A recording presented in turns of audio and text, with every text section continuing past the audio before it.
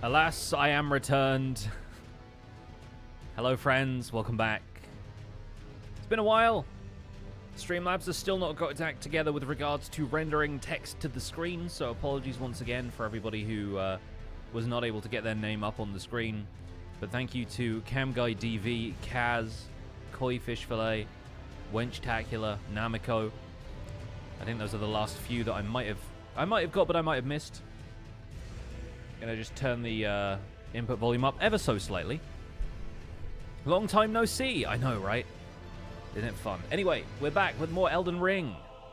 The Elden Ring returns, and we are going to check in with our good friend, Alabaster Lord, who has done some stuff. So, I have a lot of runes, is the first thing you may notice from this. I have a lot of runes. I've been farming birds here at Mogwin Palace, and it's been going very well. I basically bought as many arrows as I was able to, which I think the maximum is like 700. And I farmed birds for about 2 hours. Now I have 5 million runes. So we're going to spend all of those, and then we're going to complete as much of the game as we possibly can. So, first of all, strength is going all the way up to 60. Vigor is going all the way up to 60. And all of the other points are going to intelligence, because at 30 I can use a spell. And then dexterity, because that increases the damage output of my weapon. So I've just spent about 5 million runes. It now costs us about 120k to level up. And we're going to leave. We're going to go to the Altus Plateau, and we're going to go and... actually, no, we're going to go to Raya Lucaria first, because I've not quite got to the point where we've fought Rennala yet, and I need a second Great Rune so that I can get into Lanedale. So we're going to go fight Rennala, which shouldn't take long. Wait, wrong Grace. Debate Parlor is the one we want. Alan has done some mining off camera, yes. Still love the name, it's funny. I think it's very funny. I'm very much looking forward to the next playthrough when we get to be Jessica Albinoric. But yeah, my health bar is now huge, which I love. I might need a bit more endurance at some stage, because this sword does take a little bit of stamina per attack, but apparently not as much as some of the other great swords in the game, so I'm actually kind of happy about that. We're going to hop on down here. We'll dodge the Super Mario puzzle element here. I have a strat in mind for Moongrum. We'll see how it goes. Okay, that's probably slowed me down a little bit. Yep, okay, cool. We're through. We're good. We're through. It's fine. Everything's fine. Moongrum, old buddy, old pal. Hope you're well. Enjoy this.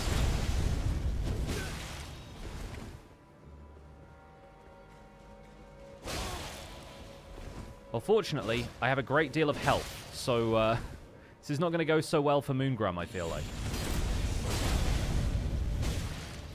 Yeah, there we go. All right.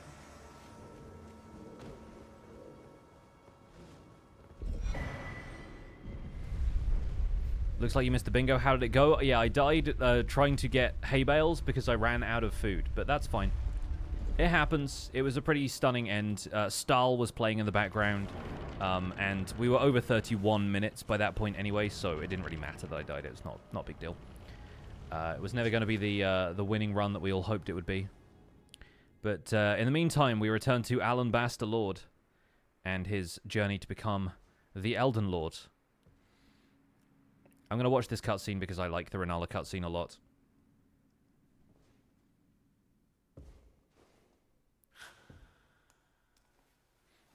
Stay away from my toes, you. Yeah, that's exactly my expression. Gonna boost my input volume again, ever so slightly. So we should have a lot easier of a time against Rennala with this character than we did with RNG Stone. Little Culver. Mostly because we're not a straight-up spellcaster. I'll soon birth thee anew, a sweeting, fresh and pure. We'll see how we do, eh?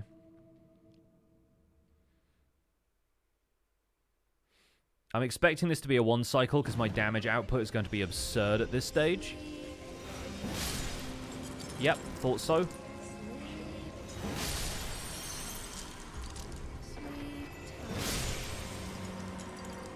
Ain't even gonna get there.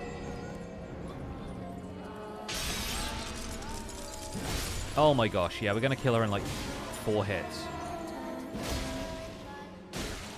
Well, 5 because I did a light attack on that last one. Okay. This fight is going to go very quickly. We've seen the Ranni cutscene a couple of times, so I won't let it play out.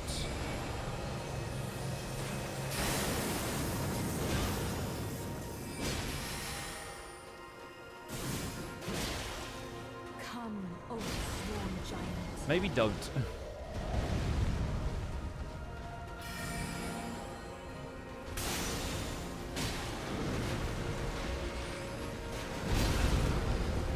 Can't quite attack her through spinning weapon, but I tried. I gave it my best.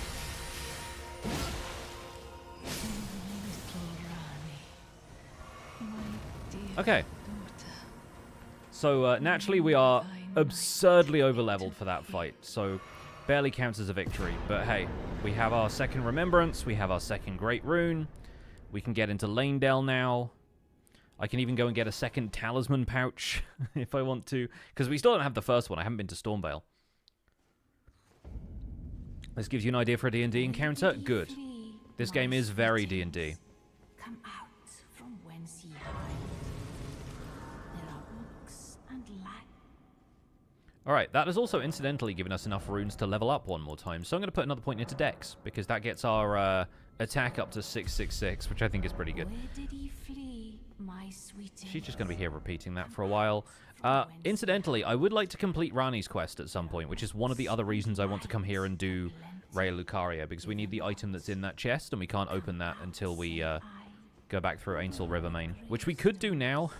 We could actually fully complete Ranni's quest now. You know what? I actually might. I think I might do that. Let's go here. Let's go talk to Ranni, which I believe we can do. We haven't, like, messed up the progression for ourselves at this stage in the game. There we go, yeah. Oh, or is it me? Fine, I hadn't expected. But now the form for eliminate the name of Raiwun. Okay, cool. So we can warp to this grace, which should be right before the Baleful Shadow. I now feel confident that we can take on the Baleful Shadow. Let us speak of the past a while. I was once an Imperial of the Demi. Each of us, which is when, but I would not. I stole, I would not. The two fingers and the baleful. Even when I threatened, though he was created, he was a Collide. Yet, the time must be another one. I've let slip, forget one. Okie doke. That's all that done. So she basically explains that as an Empyrean, basically as a demigod, she was one of the only people capable of continuing the Golden Order as laid out by Marika, but she ended up rejecting it. And the Two Fingers don't really like that, so they basically send these assassins to go and get her. Tell the Two Fingers. One of which takes the form of Blythe. And Blythe, interestingly enough, With a fateful wound, is to heal. Ranni's Empyrean shadow. He also gets stuck behind these coffins very easily. But yeah, Ranni is linked to Blythe, effectively, in the same way that Marika is linked to Maliketh.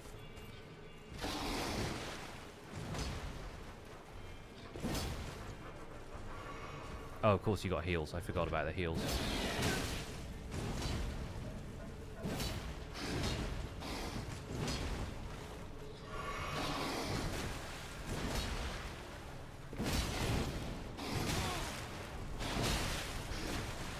He also does blood flame damage, which means that the health drain effect happens over time, which is really awful. So I need to get better at dodging these.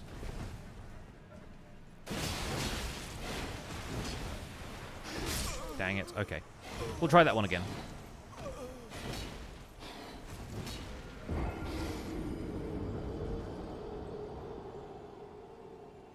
Yeah, I thought this fight could be a little sloppier than that, but you are really supposed to be this level when you beat her. Or beat him. And I still can't use the horse in here, so I'm Having to take my time. I should also be two-handing the sword. That would probably do better in terms of damage output. Not aiming to use the spells anytime soon. At least my runes are a losable amount at this stage. Hey there, bud. Okay, now you're for real stuck behind these coffins.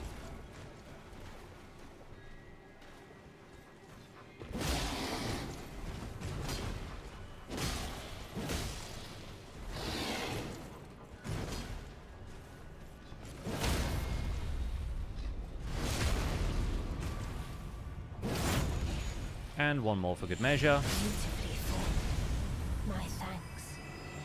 'Twas more of a challenge than I envisioned. Only because I goofed that first time. Now I can finally stand before them. This is farewell, my dear. Tell Blythe and Iji I love them. And of course, this is the point at which you would continue on through here to the Lake of Rot, except we've already been there and done that. So we're going to head back to the academy, use that key she just gave us to open the chest, and then we'll be good. Where did he flee, my sweetings? Come out from whence ye hide. Cool, we got a ring. Wonder what that's used for.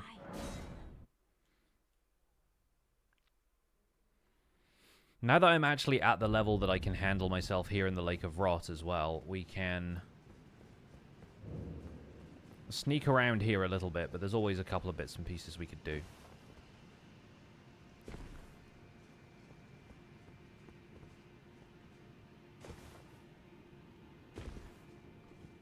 Like, I don't mind taking on some of the pests.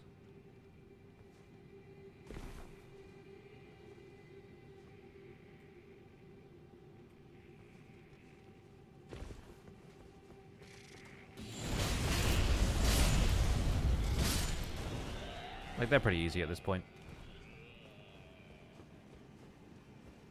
But then I think we'll probably just cross over here, because we don't really need what's in the chest up there. And we'll head straight for the fight with Astel, who is one of the only bosses that I actually wanted to defeat for the optional objective here of getting hold of all of the gravity sorceries and gravity-themed stuff while we have this sword. Hey, what's up, Kev? Welcome to the second run. Have you seen this one at all yet? Can't remember if you were here for when we started this, but this is the Alabaster Lord's Sword playthrough. I still need to go and activate Radahn's Great Rune at some stage. We might do that later. But we're about to fight Astel, Naturalborn of the Void, who is a big laser insect. He's going to attack us with the tail next, probably. Oh, not the tail. Huh, interesting. Managed to cover enough ground first. I'm pretty sure this sword also does, like, a little extra damage against this guy. Which is good, because this guy does a lot of damage against me.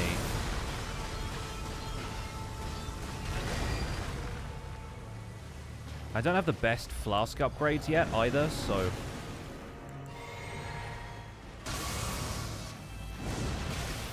Ah. Yeah, the healing flask is only doing about 1/3 of my health, which is not ideal.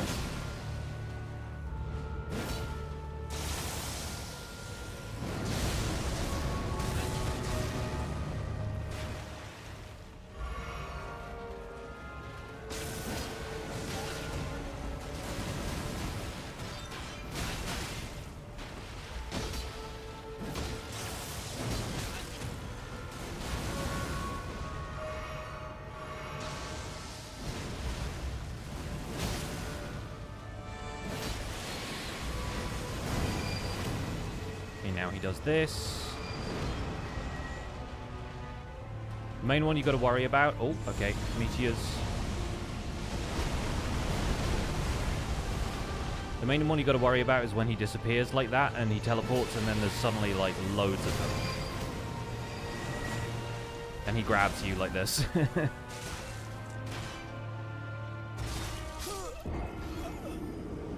So yeah, this fight's going to take a couple of attempts just because I've not done it for ages. Like, I've only fought this guy on the the co-op run with Zloy most recently. And then before that, I only fought him for the first playthrough I did of this game. I could also maybe do with going to some of the churches on Altus to upgrade my flasks, but we'll try with the +6. Gonna get shot here. Oh, managed to avoid it. Nice.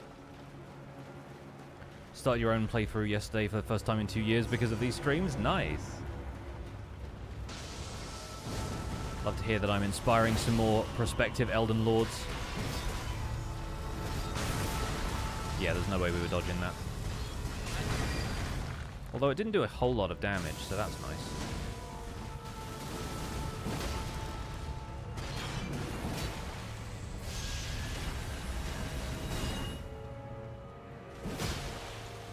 What I want to get here is a stagger.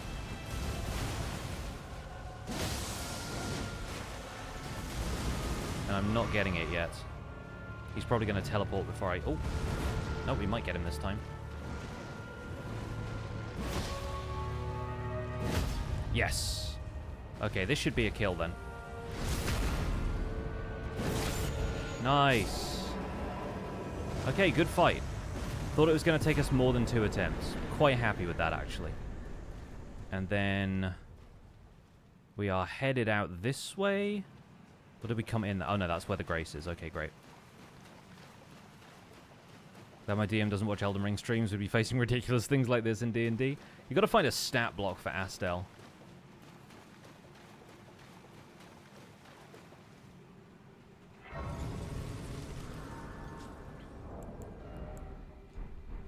I've also been getting Instagram ads for a Souls-like TTRPG that I think uses a deck of cards to generate enemy encounters, and it's like a GM-less system, so you're kind of co-op playing through it with somebody else, I think.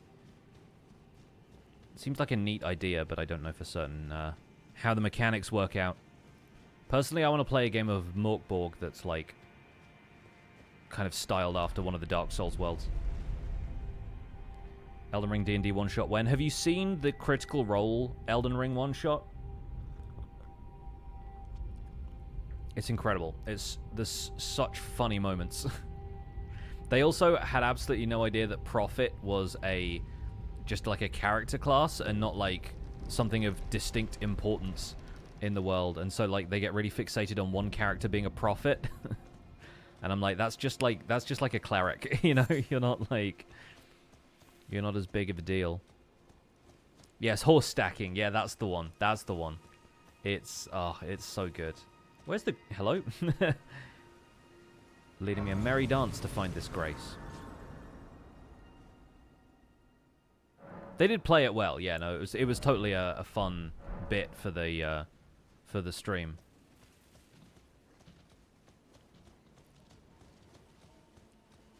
So this is the point at which we actually get to fight Adula if we want to fight Adula. If we want to fight a dragon that's got a big cold sword.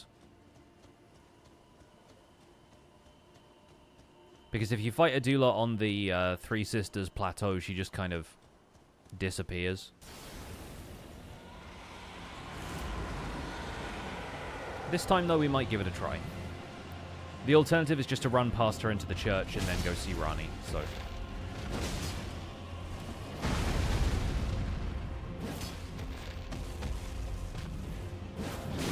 Oh, yikes.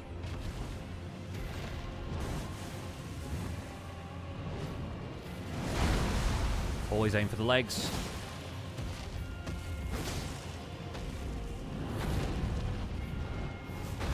Don't have quite so far to run, do you?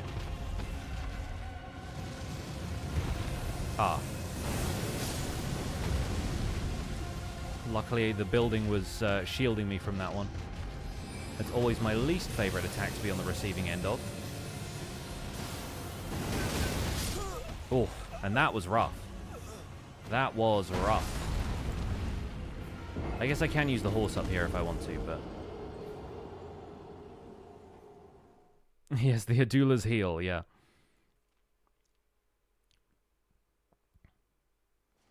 After watching Glass Cannon do Morgott, I do want to see them try it? Yeah. Yeah, it'll be fun. We'll do Morgott at some stage.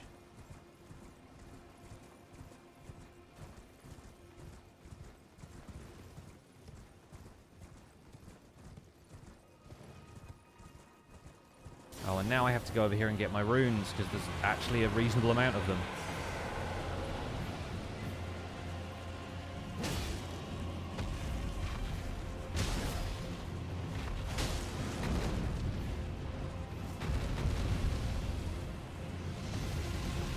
Okay, this one's at least avoidable.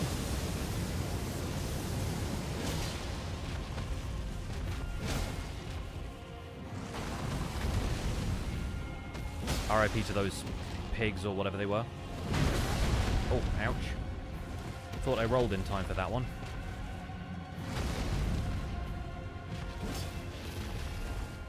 It's getting a little bit framesy with all of the extra, like, moonlight effects and stuff up here, I think.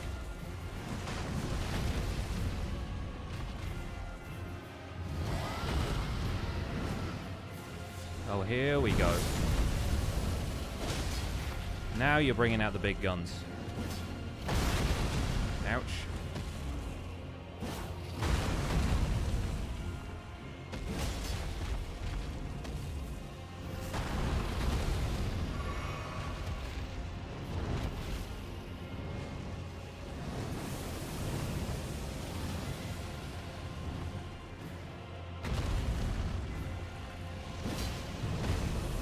Oh no. Okay, cool. We managed to avoid that one. Fortunate.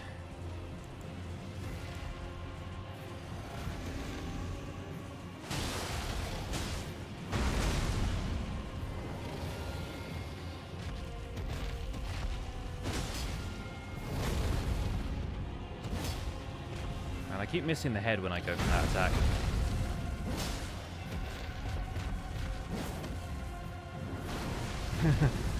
That's the dragon's equivalent of the sword swing I just did.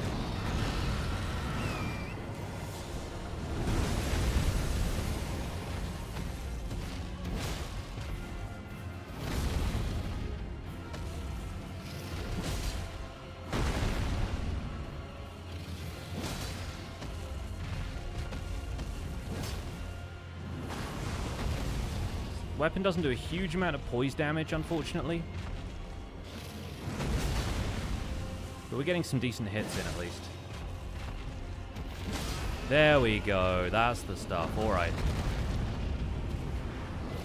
Well, I'm sorry, Adula, but Ranni's got me now.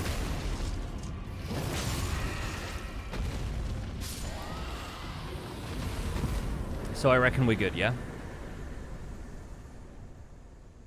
I think that's 2 levels. That's 2 levels up. Not terrible, not terrible. Also, this is where all of the starlight shards were if you were still trying to buy puppets or whatever. So this is the stream in which I take 2 attempts to complete all of the bosses, apparently.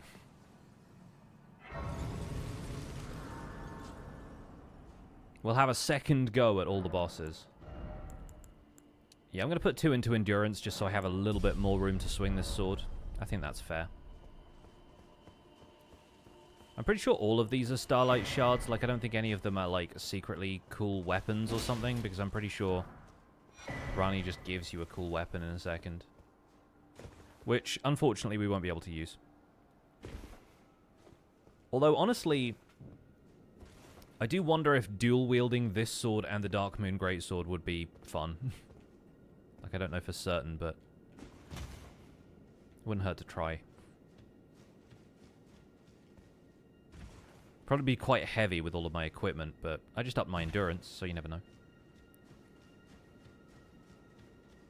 Alright, here's a cool cutscene. Time to get married. Or at least, you know, propose. So this absolutely baffled me the first time I saw it in my original run-through, because I did all of Ranni's quest, like, I got to this point. Ranni has put the curse mark of death on this envoy of the 2 fingers, but you always think, like, the 2 fingers in the round table hold is it. And it turns out that the 2 fingers are, like, a group of things. There's not just one two fingers, there are many two fingers.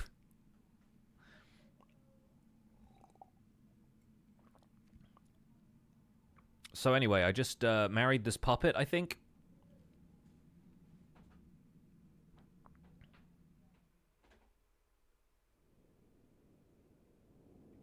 But then as she fades away, she reappears. So it was thee who would become my lord. Perhaps I needn't have warned thee. I am pleased, however. Thou art a fitting choice. I go now to the night sky. It is there I shall find mine order. I bid thee travel the path of the Lord, and once all is done, we shall see each other once more. Already kind of been traveling the path of the Lord, you know what I mean? Already kind of been doing it. But here is the Dark Moon Greatsword, which I think we should have the stats to wield. Oh wait, no, we need 38 intelligence. Never mind. Never mind. Not quite smart enough for this one yet. At some point, we're going to have to do a playthrough with that. And that's going to involve getting to this point before we can use the weapon for the rest of the run. But hey, we did it. We done did it. And that's Rani's ending in the bag. So that's pretty good. We could also go and get a couple of things from around here. Like, I'm not certain, but there might be a smithing stone somewhere here. Oh, the other one I wanted to get was in Mogwin Palace as well. So we're not even, like, at our full strength yet. But let me quickly check if there isn't one at Moonlight Altar before I go any further.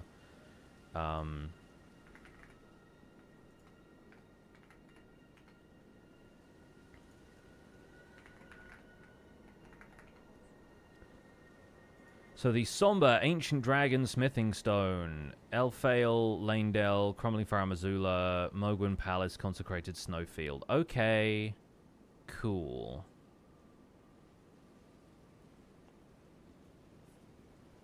So yeah, if we go to Mogwin Palace, found in a chest at the feet of the massive statue by the Dynasty Mausoleum midpoint. So yeah, we can go to Mogwin Palace. We can take the other Grace, wrong one.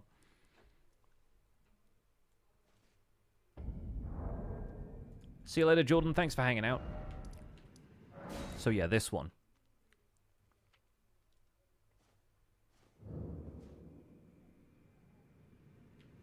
If we head up here, we're going to go through some stuff, none of which I need to explain, because I think it's all pretty self-explanatory. There are dudes, they're on fire or bloody or something. They do that a lot. Don't worry about it. That's all I'll say, don't worry about it.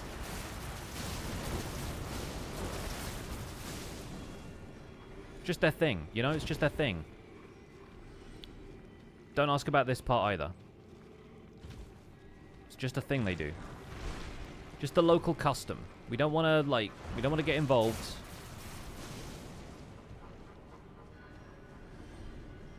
Don't want to besmirch anyone's local customs. We're going to play the DLC when it comes out? Absolutely. Already pre-ordered it. Already, like, fully set. I don't know which of these many characters that we're going through right now we're going to play the DLC with. I might just go back to playing as Barefist Steve, who's my main dude. We get a Lord's Rune, which is nice. That is some of the runes that I might need to level up. There's also some Great Ghost Glovewort here, and a Centipede, I guess. Oh yeah, this guy is going to follow me for a minute. Ignore him. Ignore him, he's fine.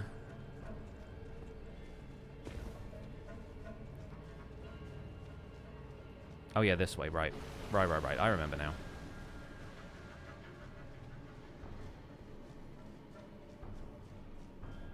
We'll grab some more of the Gloveworts, because maybe we'll upgrade a summon at some stage. Might be the Mimic tier, who knows. We'll ignore this invitation to fight Vare, because I don't really care. Okay, this should be the Dynasty Mausoleum midpoint.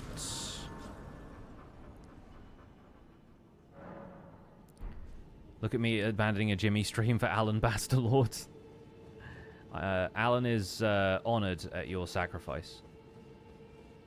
He's now going to walk into this group of Albinaurics and do a thing.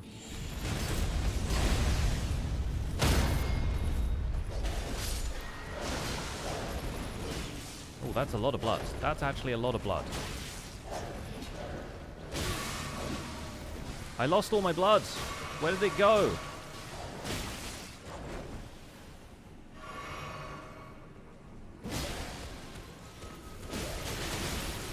Gosh, that's so little blood that I have left. Didn't realize they did frost and blood. That's kind of ridiculous if you ask me. Mad tongue Alberic behavior. Yeah, I think I need to double up on the weapon art there. I think that's probably the best way for me to actually take out these Albinaurics.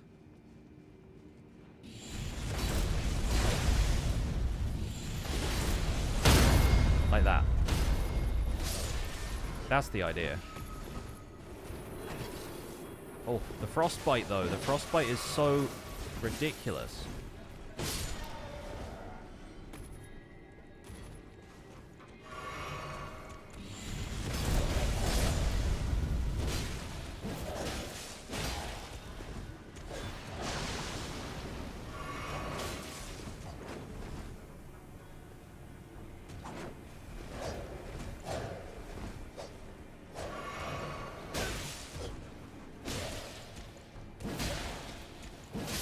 Okay, that's that guy taken care of. Gosh.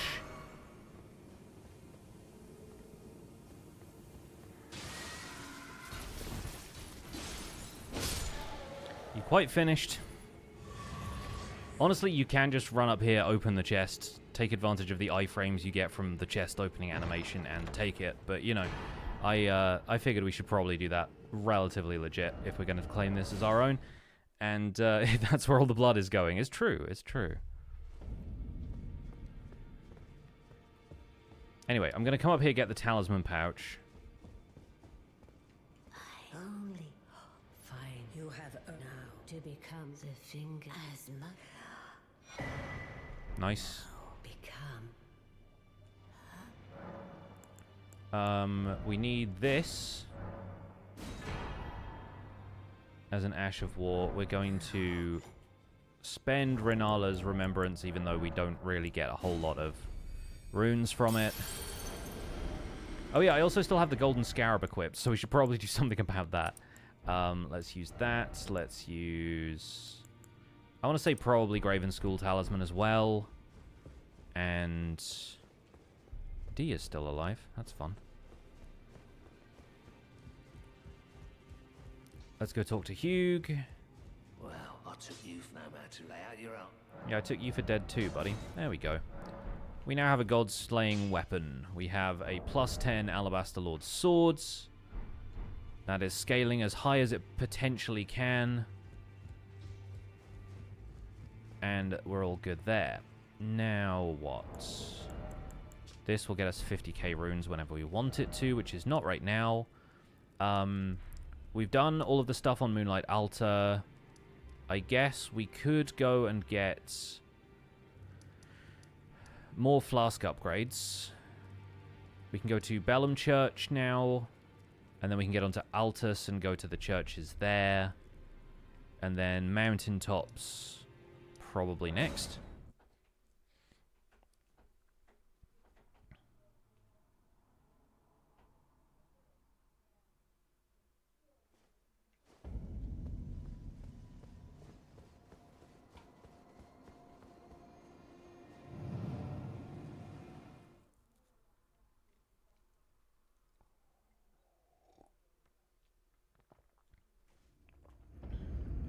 Alright.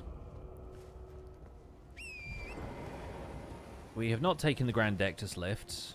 We do not need to take the Grand Dectus lift. I refuse to take the Grand Dectus lift. One problem remains. And that is that in order to obtain all the gravity sorceries in the game, we do need to go to the Consecrated Snowfield, which is basically the optional difficult area of this game. We don't need to go all the way to the Halig Tree, fortunately, so I'm spared the indignity of being absolutely destroyed in an Everjail by a Black Knife Assassin, but we do kind of need to go to Castle Sol for that, and I haven't done the Albinoric Village at all, so we'll get to that later.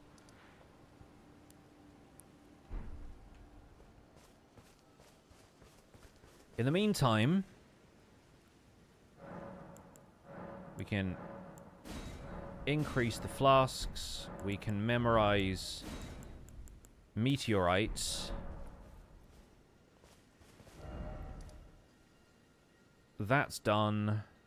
We can go here, double back on ourselves, and get the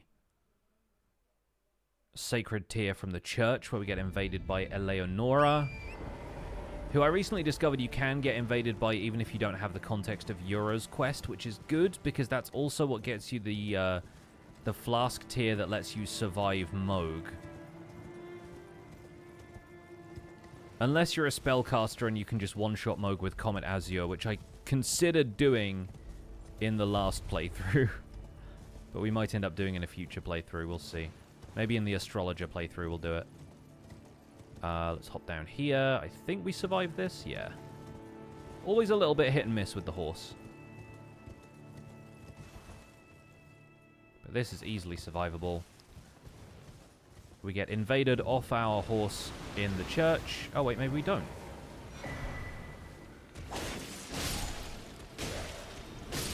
Maybe because I've already been to Mogwin Dynasty Mausoleum, we don't get invaded here. Huh.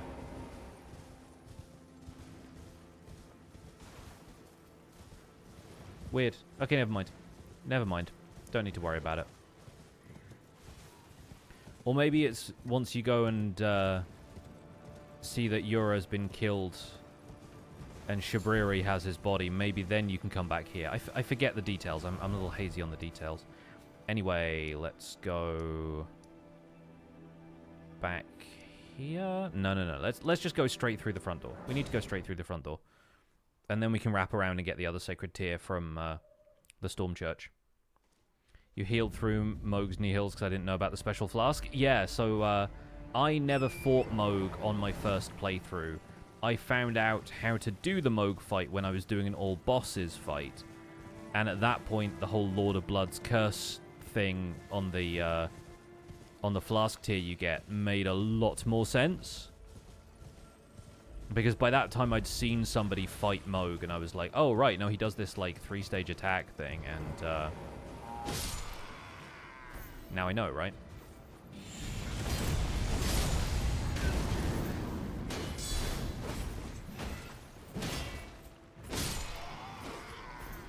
So, this Ash of War is pretty OP, I think. I think in terms of endgame talismans, I probably want to go for either Shard of Alexander or something else that's just going to increase, like, skill damage. But of course that does mean we have to actually kill Alexander, which is never a thing I look forward to. So I'm kind of besieged by arrows right now. I hate these guys.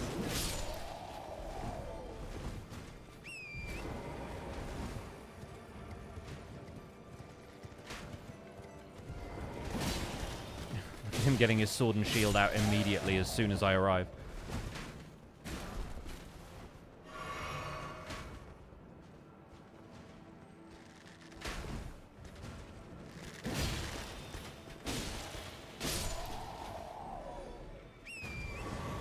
Alright, done with that. Done with you. Not going to bother with these two, probably. Yeah, I'm still very much speared looking at this point.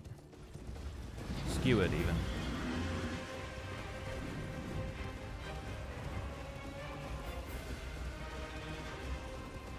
Doing a dex build at the moment. Going to do a mage build next time. Nice. Yeah, our next build is going to be dex because we have the Albinoric bow. I love that you get inside the grounds of the capital and they just give up on following you. It's so funny. Okay, so I have how many golden seeds now? 2. Okay, cool. I probably need 3 because we've only got... Oh, we got 10 flasks. We probably need 4.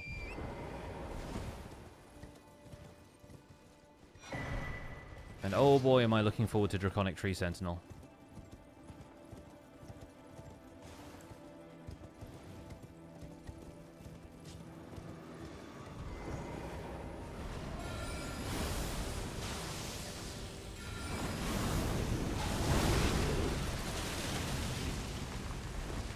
You know what they say, fight fire with fire, fight rocks with rocks.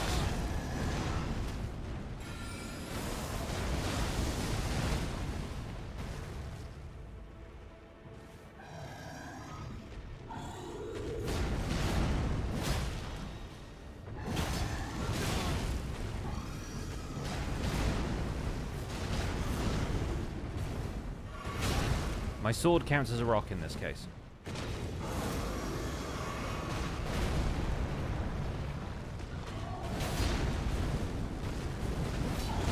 Ow. Okay, you won that one.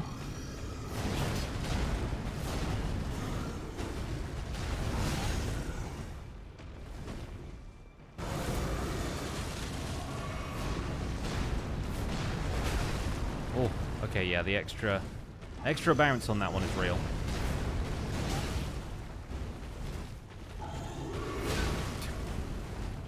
Literally healing through the swings.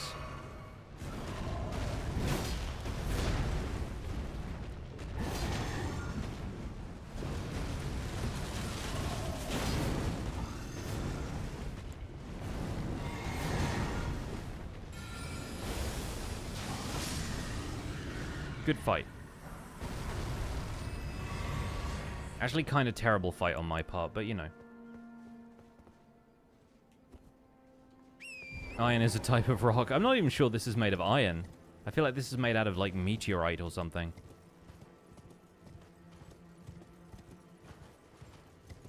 The fun part is, because we haven't fought Morgott, the fake Morgott is not even up here. Because he's meant to be like a... Oh, wait, no, he is. I guess he is.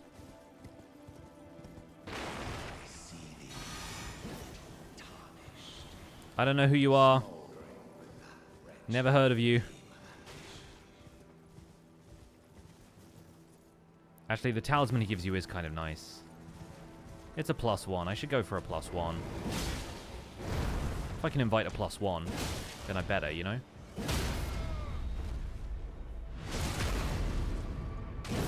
Welcome to an illustration of how the Morgott fight is not going to go.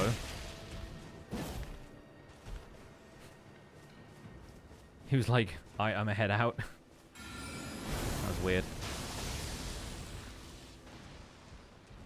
Hi.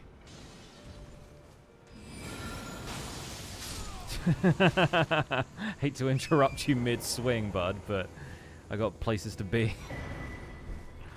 No, 1.21 is getting released on Thursday, not today. June 13th is the release date. It is only June 11th. In the hemisphere I'm in. Okay, yeah, we're on 4 seeds now.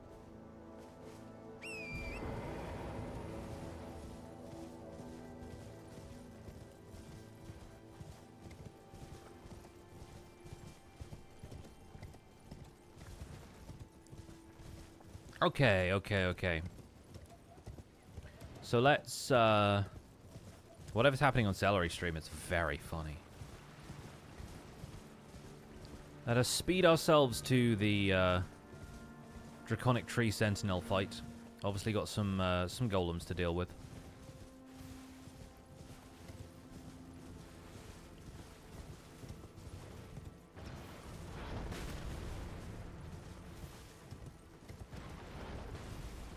I think these golems are really funny because a couple of them are shooting at the NPC enemies.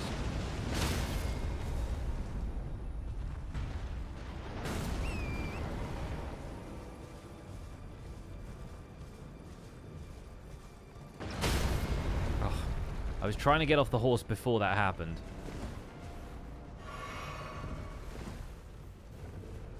Aim for the back foot here because the front foot is more dangerous.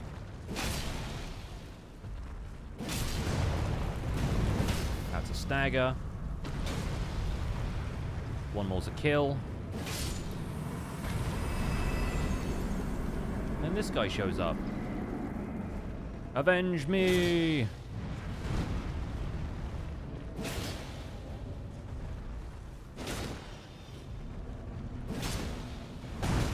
Oh, I was really hoping that would stagger. That will. And so this, if it's not a kill, is going to be pretty close. Check out the inside of that model, though. Alright, as we were, on the way.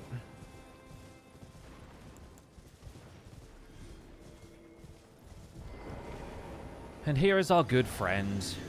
Our good friend, the Sentinel. Hey there, bud.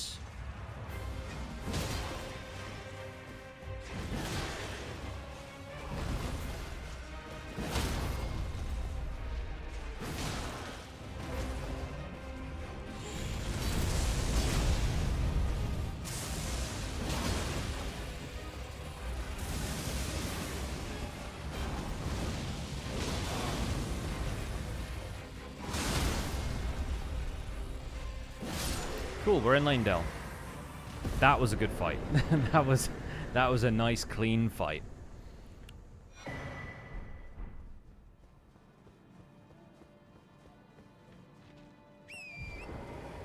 So far today, it's been a Skiz and Picks stream. Always honored to be in such distinguished company. Oh, my runes are so close to 1, 2, 3, 4, 5, 6. Insubordinate and churlish. Let's crush this just because it's the only thing that's getting us over the line. We're going to get another one in a second anyway. Yeah, the Draconic Tree Sentinel is one of those things that, like, the first time you fight that boss, it is kind of a brick wall. I kind of want to up my intelligence to see if I can dual wield with the Dark Moon Greatsword.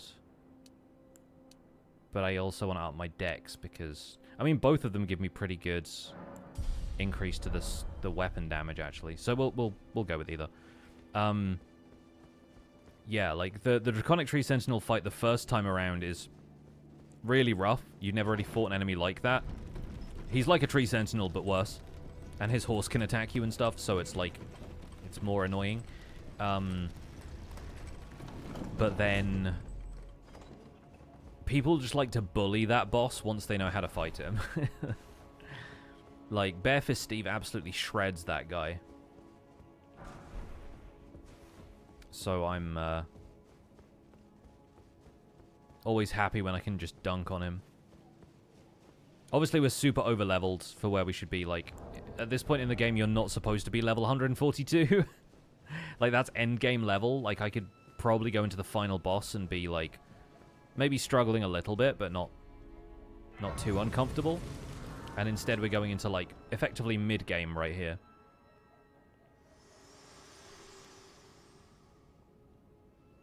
My art for bringing me here, and thus I shall depart. Farewell. I shall leave. I wish you have fought. I have no. Here and thus. So yeah. I rest at this grace to let Melina go so that then she can turn up as a summon when we fight Morgott. I don't think I will need a summon when we fight Morgott, but just in case I need somebody to draw his attention. I also discovered that if you get into like a full tilt run, this greatsword does the spin and slash thing that I absolutely love from the Lord Spawn's greatsword, so that makes me even happier.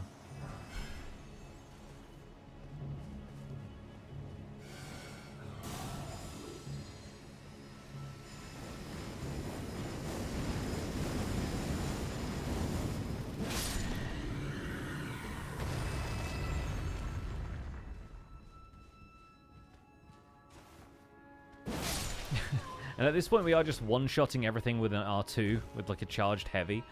And I'm 100% fine with that, actually. See you later, Maybonix. Have a good one. Alright, and I do not need anything in here, so we're hopping down here and we're fighting this guy.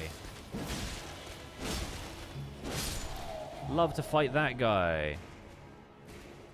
Then we're coming around here. We're going to fight this guy. Oh, he's not there. Where is he? Normally there's a guy here. Oh, wait, no, it's this corner. He's around this corner.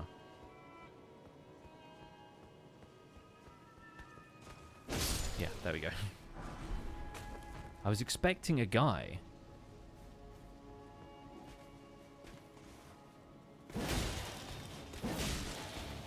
Absolutely bullied, dude.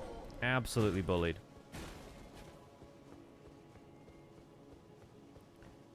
Okay, time to have some fun. Time to have some fun with an enemy we can actually use Meteorite on. Doesn't do a whole lot.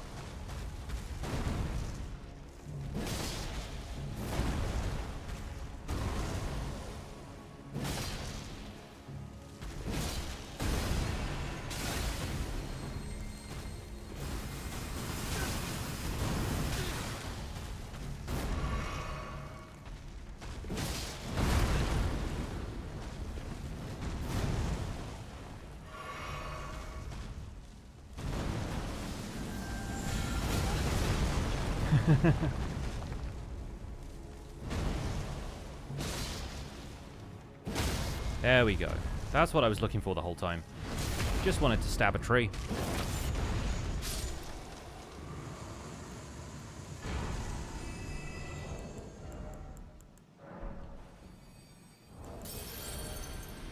$109. 114. We'll grab this Grace. It is Chopping Tuesday, yes it is. We are not forgetting that fact here on the Elden Ring stream. So, moving on down. We're going straight for this guy this time. I tried to get fancy with it and go around last time, and he just kept shooting me from a distance, so I'm going to ignore that possibility and just keep hitting him. That gives us a slightly easier time getting up here. Da-da-da, just another day at the office, climbing a dragon's wing.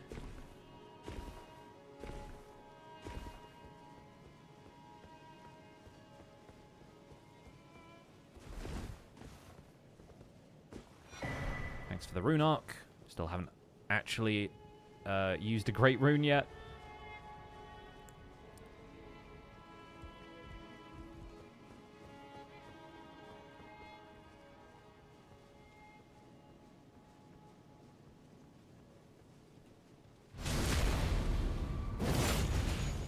It's enemies like this I wish I had kick as a skill.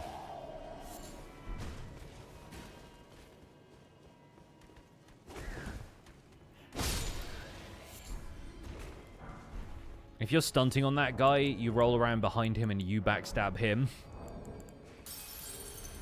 But I did not find myself in the right position to do that this time.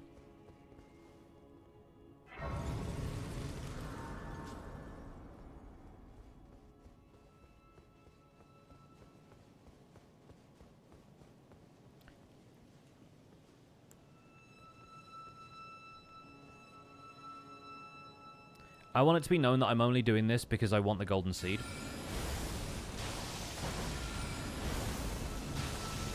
And because Rock Sling is actually really solid against these enemies.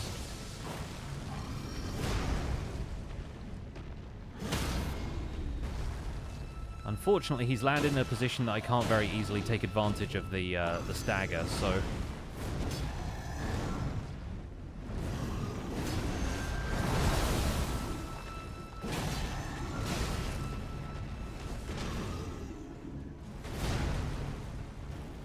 That would have been an easier position to take advantage of the stagger.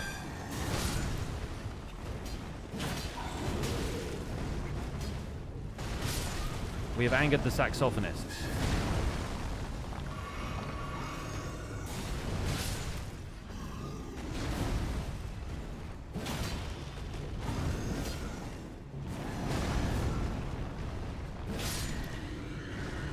I say that as a former saxophonist, never a wise thing to do.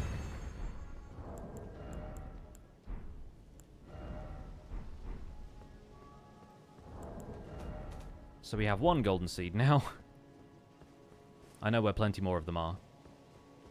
How far into the game am I? This is just past the midpoint, I would say. It's the kind of situation where you can spend another 100 hours or so doing all of the optional stuff, or I could just continue through this area, fight a few bosses, go to the next area, fight a few more bosses, come back here and beat the game. But there's a couple of optional things that I want to take care of as part of this playthrough. Not all of it, though, because doing all of it would probably take about 60 hours total. Instead, we're going to fight Godfrey.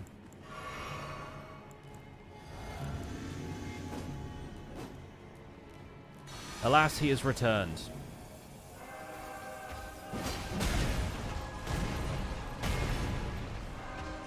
It's a warm-up for later.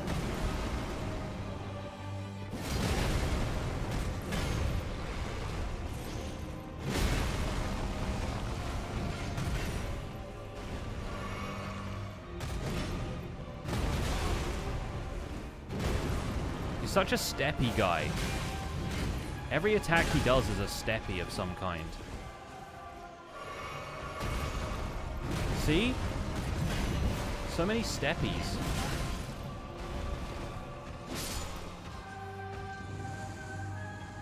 Getting an only up vibe from this tree? I mean, it is one of the directions you have to go. The problem with only down is that it leads into the sewers, and there's naught but ruin there. Let's continue to up the... Actually, let's up the... Let's up the intelligence, because I want the magic to do more. Only a little bit more. The sword is still the star.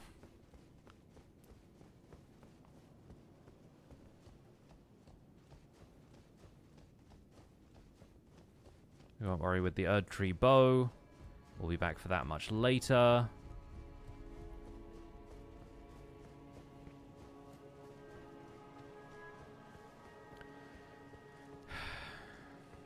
Okay. How many times do we have to teach you this lesson, old man? Or old woman in this case. Good fight. Black Knife Assassins are like my least favorite enemy in this game, I feel like. There's a few that are my least favorite enemy, though. We've received the Erd Tree's blessing, somehow.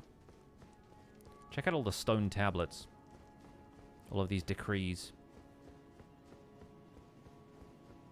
And it's actually kind of amazing how much the architecture here resembles the architecture of the Halig Tree. Mikola was really onto something. Anyway, let's fight Morgott. We won't worry about summoning Melina quite yet, but we'll see how far we get. At level 143, I think we'll be alright.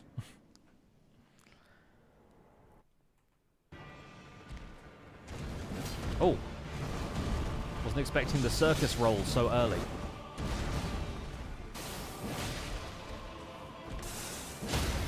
Hell yeah.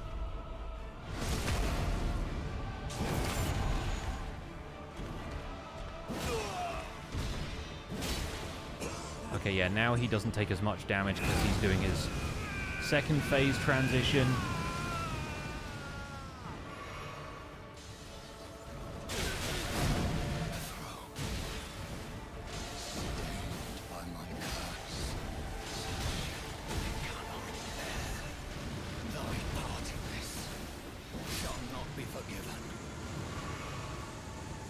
We did it.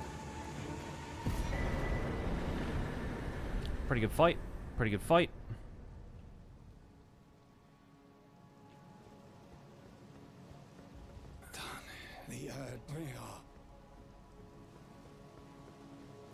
Is this new game plus for this new weapon on the list? Nope. Nope, this is just a character who I've overleveled by farming runes at Mogwin Palace. Did it so fast? Wow, yeah. When I'm a melee character, I can actually really dish out damage. again, I'm very over-leveled. My sword is fully upgraded already. I'm like level 143 or whatever. That's roughly the level you usually are when you fight the last boss. Old friend, allow me, you are unable prevented the thorns. A husk, the only way to become my purpose. So I'd like you to the flame then, and guide you. Cool, we have the roll medallion. Shall I let my share them with me? Your thoughts. Yeah, we're level 144 at this point. And, yeah, with the previous character, with the Glintstone Sorcerer, I'm not as good at range because avoiding attacks... There are basically two basic strategies to avoiding attacks, which are be at range and then roll through the attacks and get behind them. And I'm better at the latter than I am at the former. Like, if I'm trying to keep them at range, I can only do that for so long before they, like, run up on me and I have to try and create the gap again. Yeah, this is the right way, right? Spacing is hard. Yeah. So I'm not great with ranged characters.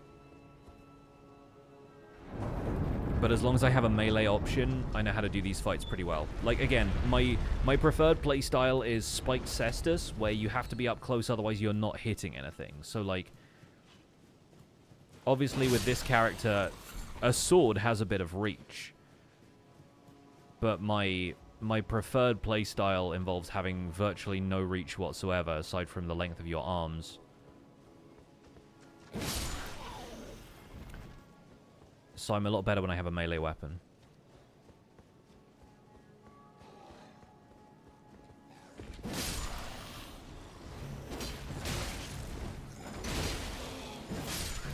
Even then, I'm not perfect, right?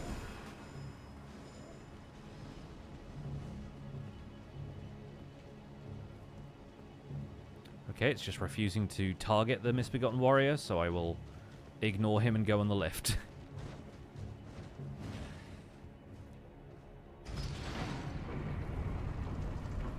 Melee is much more versatile, sorcery can easily be hard countered, and there are several bosses that do.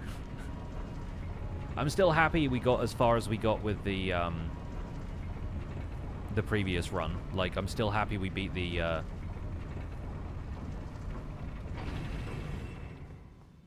Elden Beast. But I think it was going to be really tricky to do without the Mimic Tear. Whereas with this, I feel like I can probably solo most stuff. I'm not going to go into fight like Melania or whoever, but I'm at least comfortable with the endgame boss run. Like, Horalu is going to be a different story with this character, I think. Don't leave your back turned to me. So not planning on doing full runs for each weapon. I mean, I'm not planning on doing, like, all bosses runs, but I am going to complete the game with each weapon. That was the goal of this to begin with. But I'm not doing, like, you know, I'm not proving that the weapon is the best weapon ever every single time. There are going to be some areas that I completely avoid because they would suck.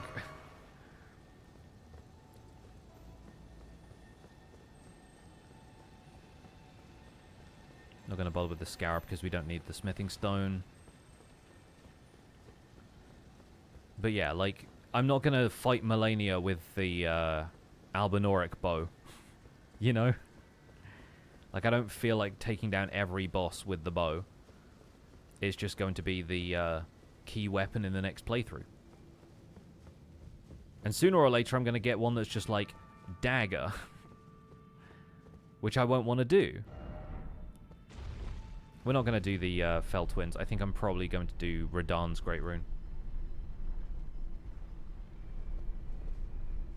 I don't really feel like fighting Fell Twins. It wouldn't be difficult, you know, I'd win. I just don't feel like it.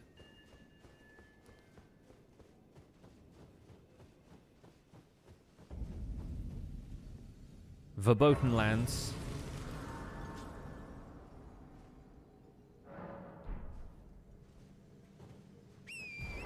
immediate Knights Cavalry fight. He's mad I killed his boss.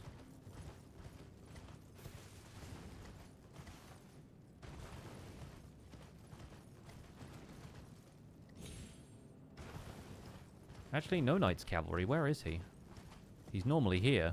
Oh, there he is. I spoke way too soon. He was like, haha, you thought I wasn't there? You lie.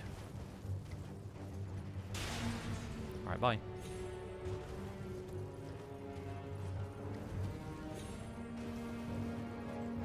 I always thought he was like right by the Grace on that path, but evidently I was mistaken. Surprise!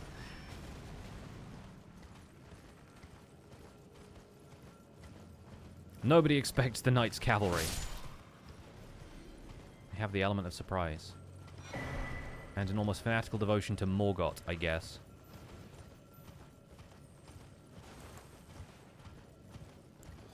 Just gonna sip this for no real reason.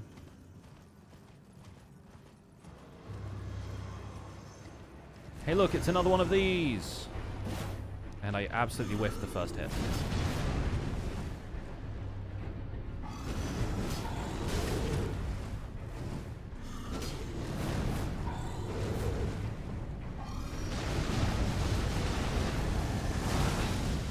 You know what, maybe I'm better off using Rock Sling after all. But I don't care, the sword is the star!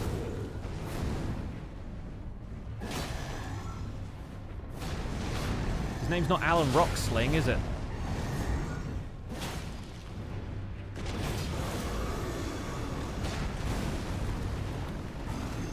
Oh, I had an opening there and I whiffed it.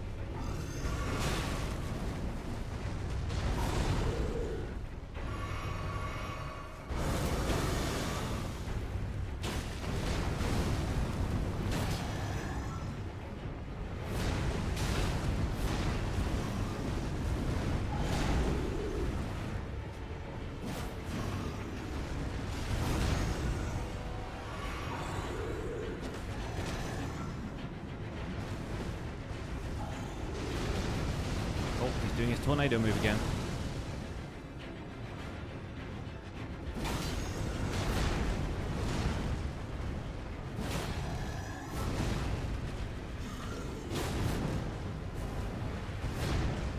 I'm always trying to get the big swings in. I just need to stop R2ing everything. And start D2ing stuff. Yeah, GG. Not bad. Could have been better. Definitely missed a couple of opportunities there, but we managed. We deal.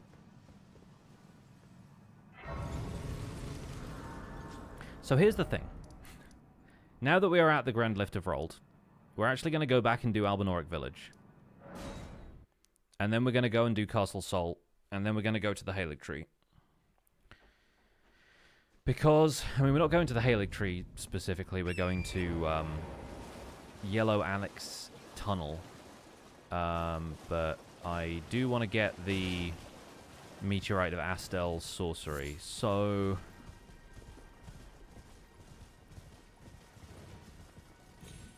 I will need to increase my intelligence to something like 56 in order to use it. But if that means farming a few more birds between streams, so be it.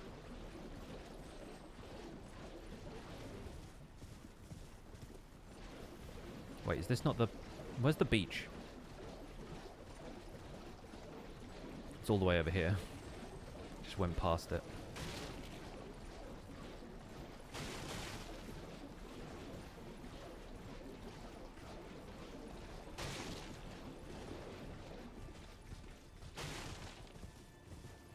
A weapon is surprise, fear, and a lot of rolling, yeah.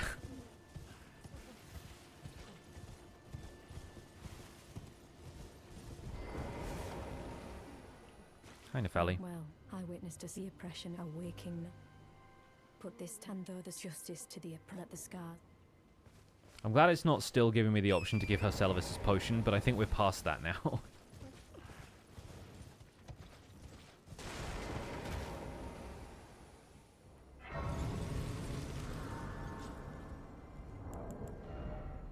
Okay, we still got 9k runes left. We can probably use Morgott's Remembrance, because I don't think that gives us anything I'm going to use. That's another weapon that I'm hoping we ever get to the playthrough for, because that's going to be really fun. Morgott's Cursed Sword. Again, I always forget that you can use your horse in here, and I just want to ride up on this guy.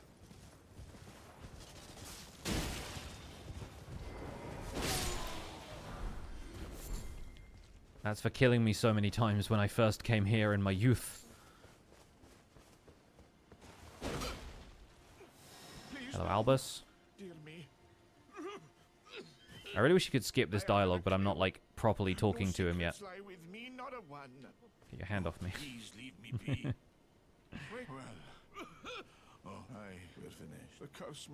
Amazing how he's talking without really ever closing his mouth. Anyway, now we're heading up to the mountaintops. Yes, that is Dumbledore. You're correct. Definitely Dumbledore. He's Welsh and everything.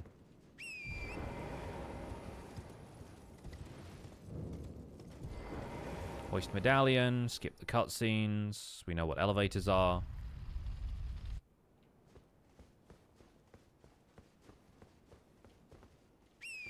Get back on the horse. Mountaintops of the Giants. We won't be here for very long.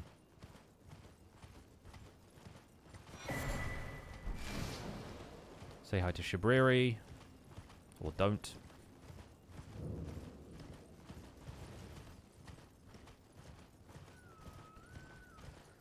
Ignore that fight, because why would you? Can't wait for the Zamor curved sword playthrough. So it's occurred to me, right? Like, thinking about what somebody in chat was saying just now about not doing a full playthrough. It's occurred to me that if we go for every weapon in this game in the fullness of time, we are still going to see all of the areas that we skip over with the other characters, because there are so many, like, catacombs that have got, like, a random weapon in that turns out to be really useful for you if you play through here and there. Like, there's going to be some fun chances to reunite with those weapons.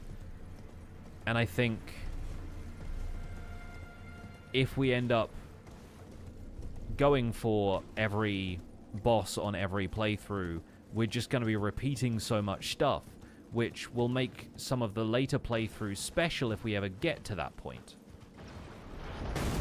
So I think that's one of the things that makes this challenge both fun and interesting on repeat playthroughs, and also justifies us going through it at this pace.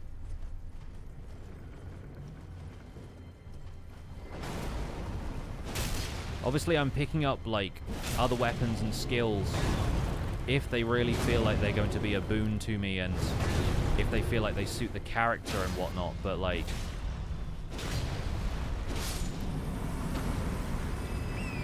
I feel like once I'm more confident with the direction each character goes, some of that bonus stuff can really go by the wayside. And yeah, it makes each playthrough distinct. And through the process of playing all of these different disparate play styles and finding all of these esoteric and unfamiliar weapons, you see everything the game has to offer without doing it all in one playthrough, which obviously takes a lot longer, but I feel like it's more rewarding.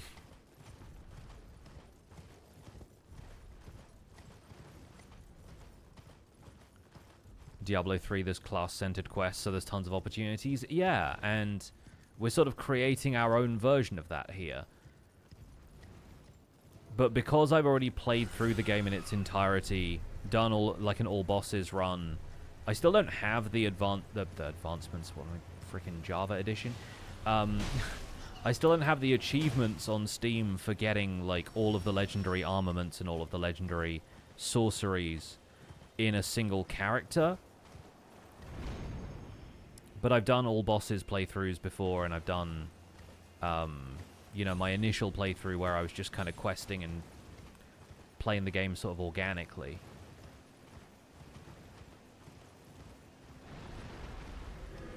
And so, my natural curiosity that would probably come about as a result of doing a playthrough like this, and I'm wanting to go everywhere and stuff, has already been satisfied, so it doesn't feel bad to me to skip all of the extra stuff. Yeah, this time you get to see Rani's quest, you skim through the other areas that you see with Aaron. Yeah, and even doing Rani's quest here was optional, but it just felt like a natural conclusion to this character, and I wanted to fight Astel anyway so that I could get the gravity spell Ash of War, because we could always apply that to like a dagger or something and use Waves of Darkness, which is kind of similar to Alabaster Lord's Pull, but it's a bit different. Like I could apply that to a secondary left-hand weapon.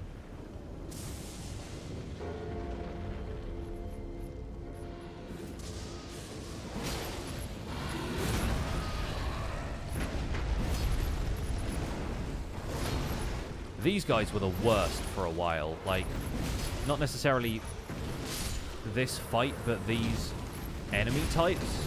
Like, I had the hardest time with the one in Stormvale for ages.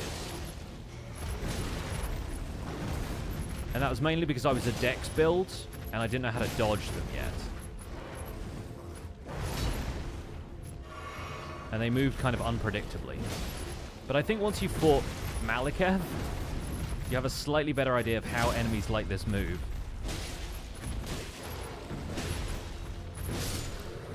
And also, if you have a slightly more hefty weapon, then they take a reasonable amount of poise damage. Is Elden Ring hard? At first, yes. Once you understand the systems of the game, it gets a lot easier. And if you exploit every possible tool available to you in your early stages of learning the game, it does get a little easier. Like if you summon other players to help you, or if you use the summoning system that's baked into the game, or if you play in certain playstyles, if you look up guides, if you have an intuitive understanding of how the upgrade systems work and stuff. Like once you know what to prioritize, it gets a lot easier. I just have a lot of experience with this game now. Like I'm over 530 hours of gameplay time in Elden Ring, so I'm pretty experienced with everything I'm doing here.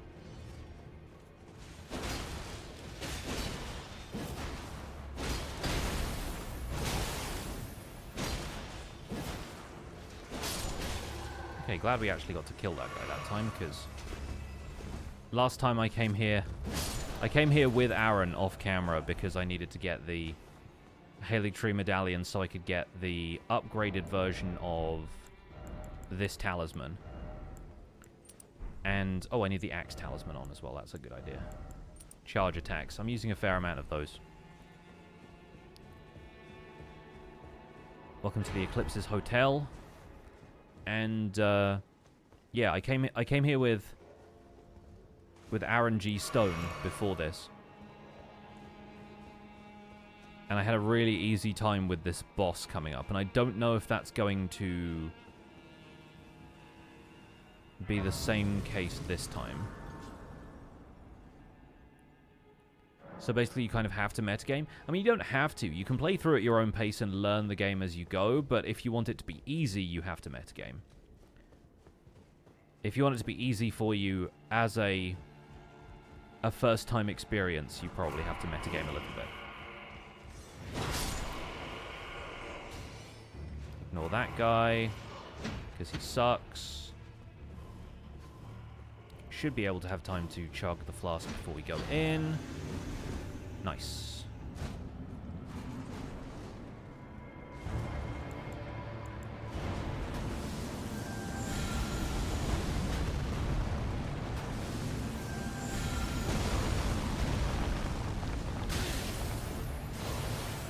So this fight is annoying because of these extra two guys, but they shouldn't be too much trouble if I am able to focus them first. And if Niall avoids me.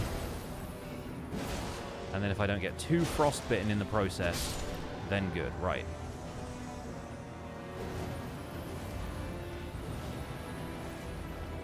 So you guys didn't get to see too much of this fight on our previous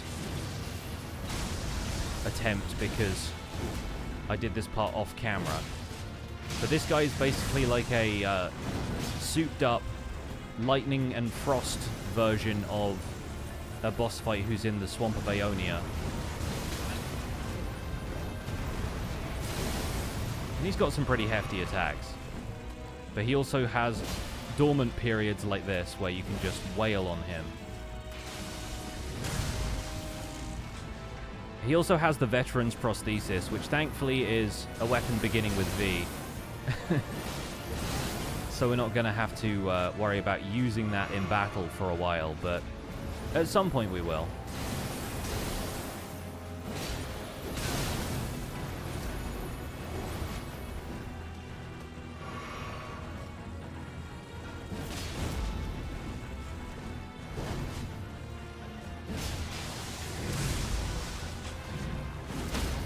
Okay, cool. As long as I got one crit during this fight, I would be happy. Once again, I am probably a little over-leveled for the challenge here. But it's still pretty cool watching those attacks.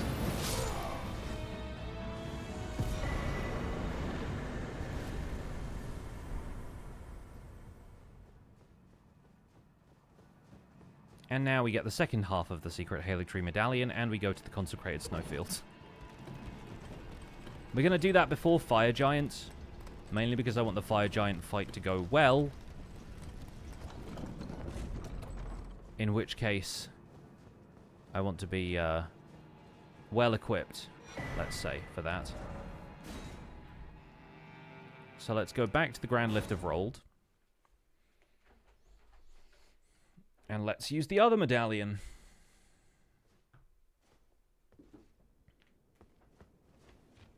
Can I level up? No, not quite. Do I have a thing? Maybe I can level up.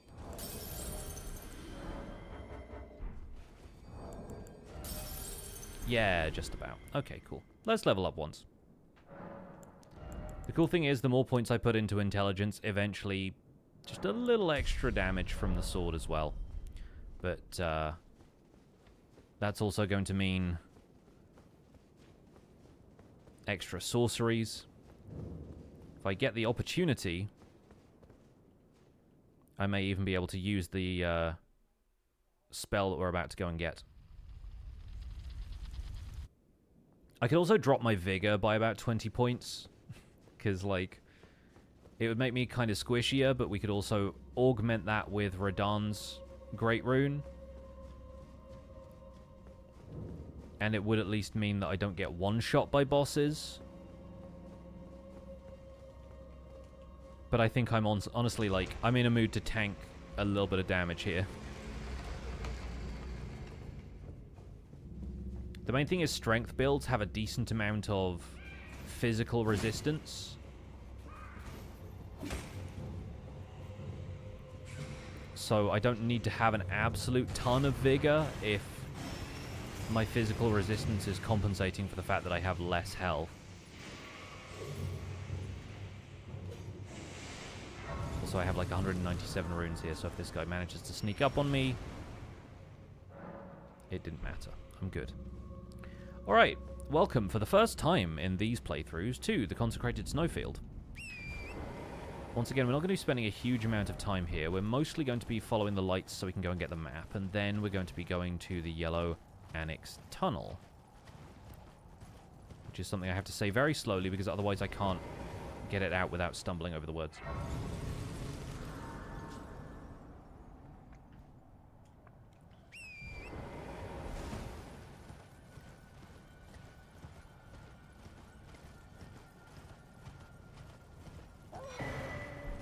Nomadic Warriors Cookbook 23. Oh god, Albinoric Archers. I've lost the lights. I don't know where the lights went. Oh good, there's one. And now I've lost them again. the golden seed, though.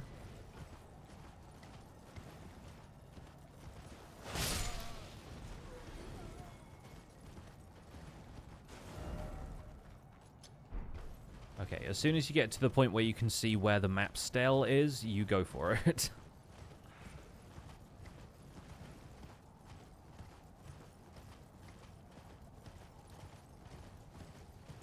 Yeah, this area sucks just because of visibility. Like, I hate the fact that you can't see what's in front of you and you can't avoid any of it until roughly when you cross the frozen river, and then stuff starts to become a little clearer, which is nice. And then once we get the map, I can actually remember where the heck I'm going here.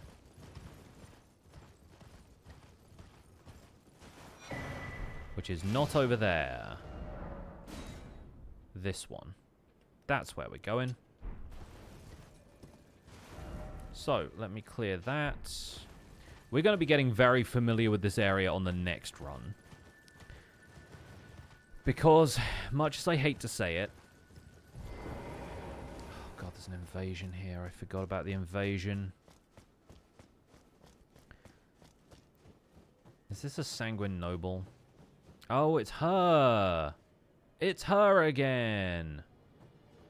Yeah, the Albinoric bow, the weapon that we need for the next playthrough, can only be farmed from Albinoric archers at this location.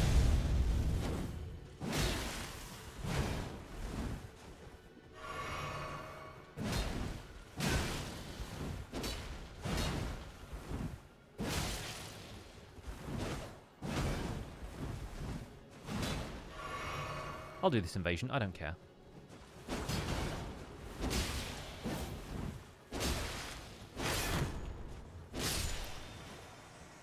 Get bent. Oh, that gets us another Somber Stone. Well, that's ironic.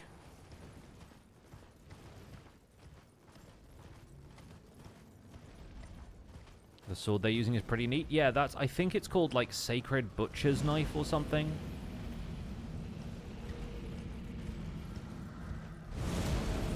Spectral Dragonkin soldiers, dude?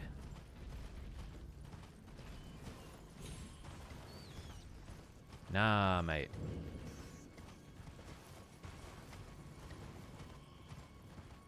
See, now I have to remember exactly how we get down to this, but fortunately there is a path, so that's good.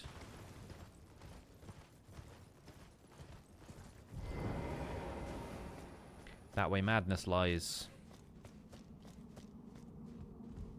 Can we get down here? Oh, we can. Oh, we can, though. Yeah, so this is the optional area of the game. This is basically the place that you don't have to go for anything related to the plot, which is unusual, I guess, for this game. Like, there's a lot of optional areas, theoretically speaking, but you typically go everywhere on your first playthrough.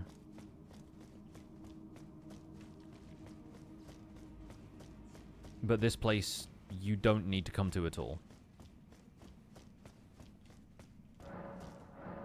Doesn't open from this side. Oh, I forget what the deal is with this place.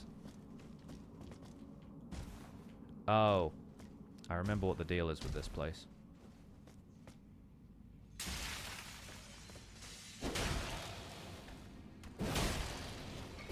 Fortunately, I'm two-handing this sword, so even the fact that it doesn't do strike damage is not, like, the biggest problem.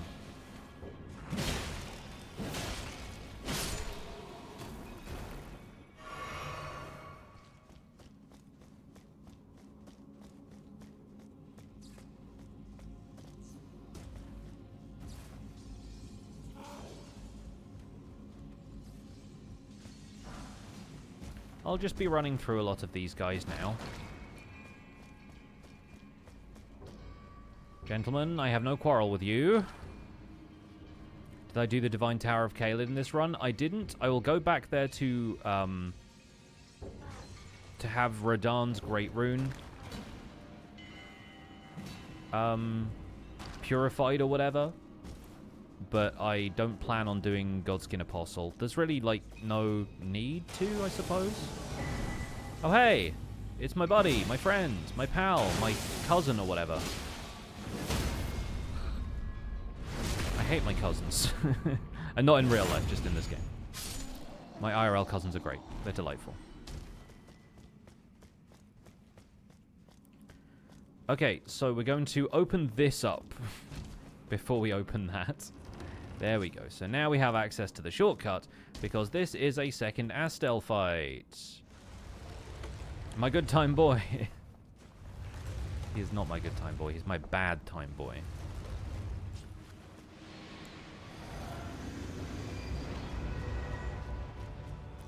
Can't wait for this one. Just kidding, I can.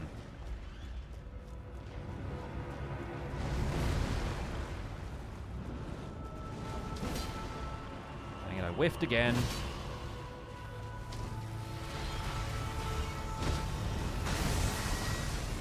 Oh, I actually avoided that somehow by rolling.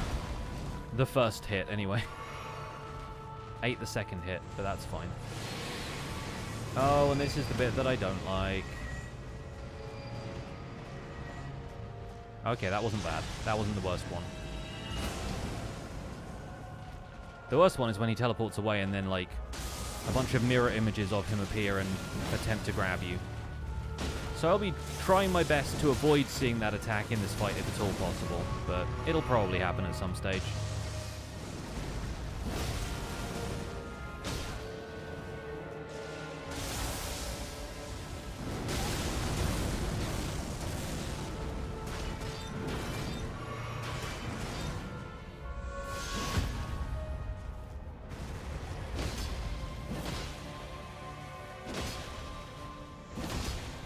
Yep, here it comes. Oh, that wasn't the grab. Amazing. Okay, this is just meteorite. We can dodge this. We have the technology.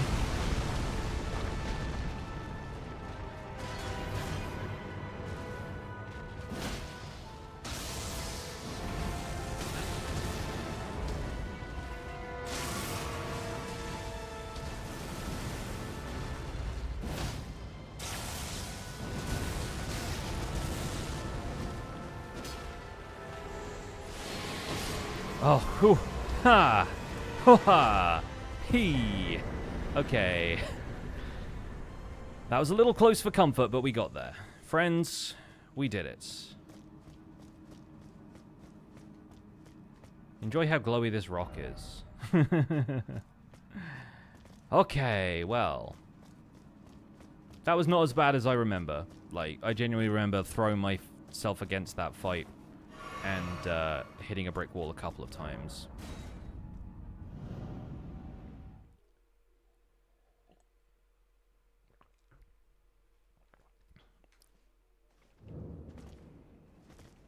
I guess the question now is, where do we get the Fanged Imp Ashes from? Because that would get us the Graven School Talisman, which is better than the version that we currently have. We can also go up here to get another Sacred Tear. Oh, no, that's the Albinoric woman. That's where you find the Albinoric woman. Yeah, let's not bother with that. Instead, did I really not tag any of the graces on the way up here? Let's go to Castle Sol again, I suppose. Is there a third fight of that guy? No, there's just two. There's just two. It's not like a trilogy or anything. Well, that was weird. Let's see how much intelligence I need to cast that spell. Dang it, 55. I was one off as well. I didn't even get the number exactly right. I said 56 earlier. Boo. So yeah, we're going to take the marker off that and never go back to the Consecrated Snowfield, probably. Honestly, if I gave this another, like... I think I've only got time to stream for about another hour and a half, but if I gave this another 2 hours, we might finish the playthrough today. Like, we can just boss rush this because of all of the leveling up I did between streams. And I honestly think that's going to be the pattern for a lot of these runs, simply because a lot of the middle section is going to look more or less the same, right? I will need to overlevel because I want to complete the playthrough. We'll do a lot of the actual getting of the useful items as we go on stream, but then between streams I will need to do some power leveling, and that's always going to look the same, so I don't plan on featuring it on stream very often unless we have nothing else to do. Because that gets us onto the next run that much faster, you know? We're not going to do the bridge here. I don't need Founding Rain of Stars. I'm honestly debating having Comet Azure just because I have access to spellcasting, but I think it's important to spellcasting in general to prove that you can beat this game without Comet Azure.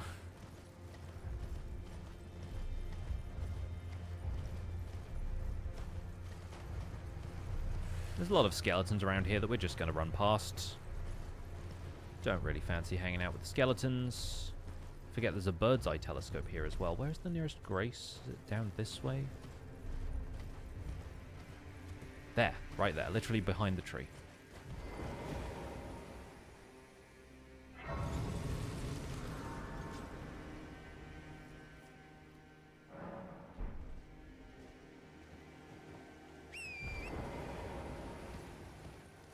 Alright, we'll cut through to wherever the church is on the other side of this. We're not going to fight the dragon.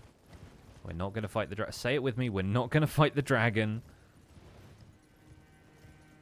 Shout out to all the jellyfish bros.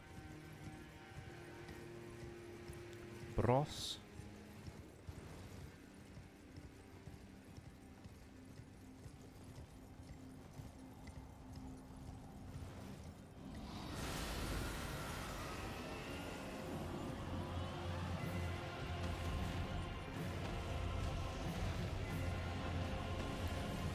If he can't see me, I can't see him.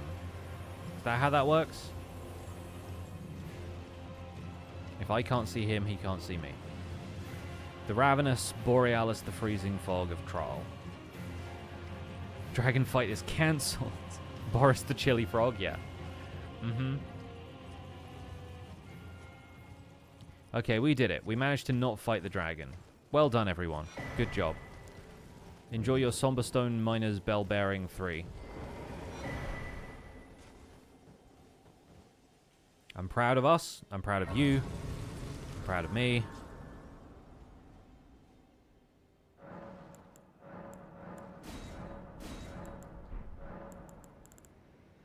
Spoken echoes of Marika linger here as well. Shall I shed? Sure. Guidance. Put the let a new brandish. Put the giants to the sword. Yeah, that's always a good idea.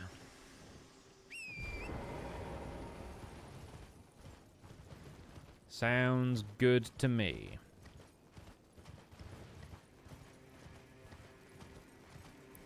Now then.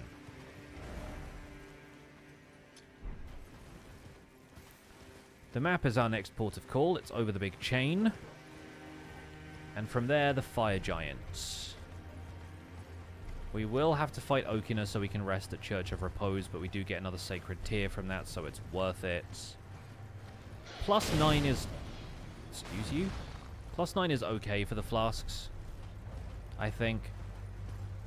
I'm not really going to want to do more than that. But +10 will honestly be easy enough to achieve.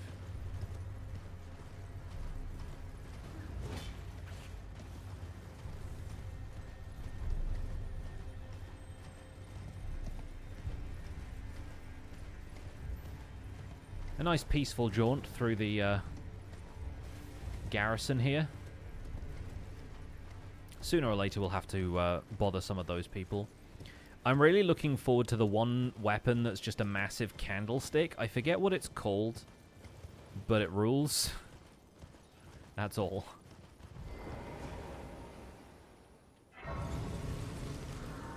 Made a D&D-esque encounter system for Twitch, and Borealis and other drakes from Elden Ring make an appearance. Nice.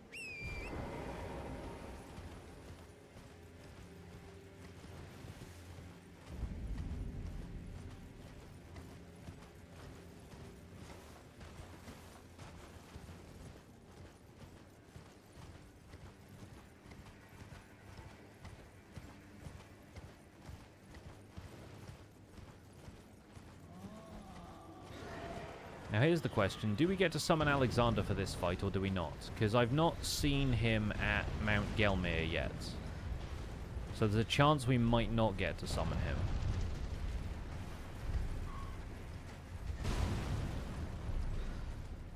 I forget exactly what sequence of things you have to do to have him show up at Crumbling Farum Azula. Cranial Vessel Candle Stand. That's the one.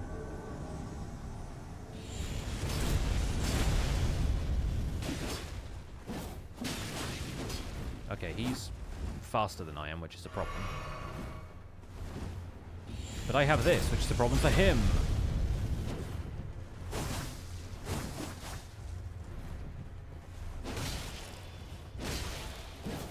Rivers of Blood is not going to be until R, obviously, so we have a little way to go before we can cosplay as this guy, but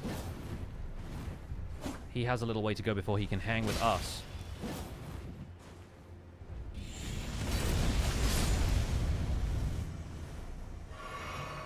Could have cleaned me up there, but he didn't.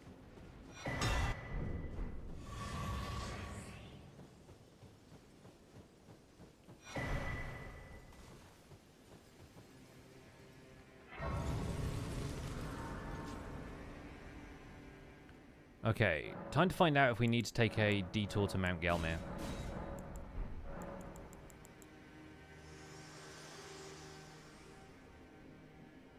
We're almost a flame. I'm glad. I must thank you.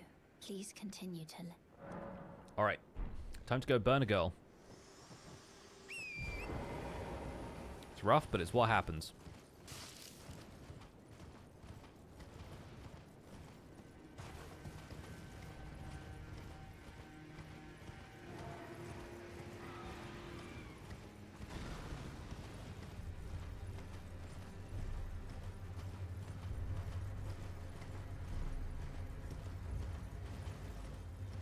Can't really see the giant up there at this stage, can we?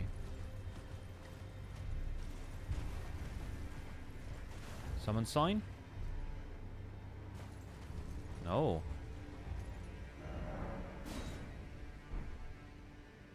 So here's the question. To get the Shard of Alexander, do we need to have Alexander help us with this fight? Because the fire giant is over there and we don't have to actually engage in the fight quite yet.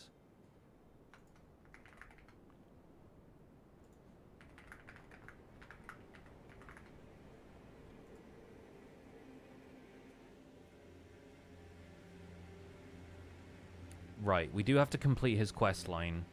Completing his quest line does involve finding him at Seathwater Terminus. Oh, I don't want to go all the way back here, but... Go on then.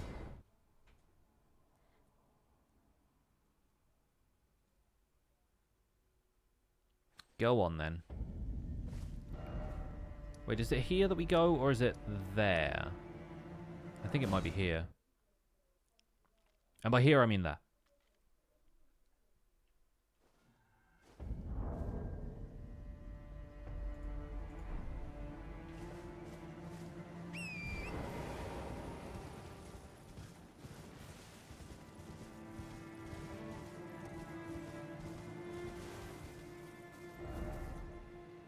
This is the right way.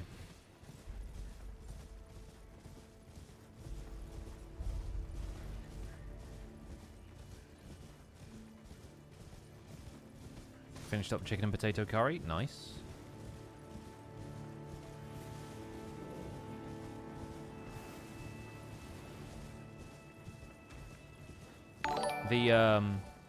Oh, hey, Kendrasite. What's up? Welcome in. Hello, friends. Welcome to something that is not Minecraft. Hope you're all okay with that. If you need to bounce, I totally appreciate it. Thank you so much for the raid, Ken. Hope you had a good stream. Today we're playing Elden Ring. This is a challenge I've set myself a while ago and only just now got around to starting, where we are playing through Elden Ring with every weapon in alphabetical order. By which I mean I'm starting a fresh playthrough, going to acquire the weapon, and then trying to beat the final boss with it. From scratch every single time. That is the A to Z. So we started with the Academy Glintstone staff. We are now on the Alabaster Lord sword. This is my character, Alabaster Lord. And right now we're very close to the end of the game, relatively speaking. We've got a lot of ground covered in this stream alone. We're a pretty high level already, so it's pretty comfortable gameplay-wise where we're at, but I do need to go and grab a couple of things so I can try and get some end-game accessories for my character. And we'll see how it goes. But if you've got a raid and run, completely understand. Thank you so much for dropping by. If you want to drop a follow, we stream Minecraft Tuesdays, Thursdays, and Sundays, and these days I'm streaming Elden Ring for a little while after each of those. So it's a little bit of fun bonus stream action. And my question now is, if this does not lead to Seedwater Terminus, then which direction do we actually have to go? Are we going to have to fight Butcher's Knife McGee again? I bet we are. I hate it here.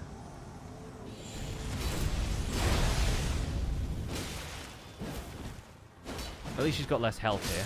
There we go.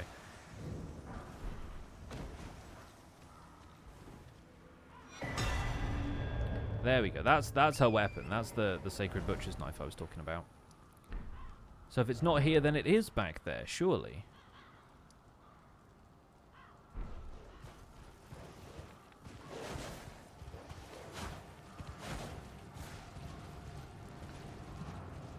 Like after the shaded castle and everything.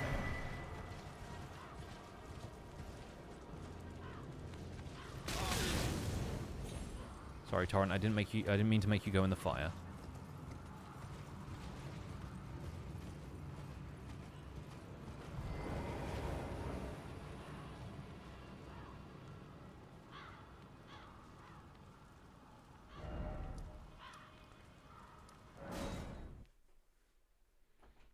All right.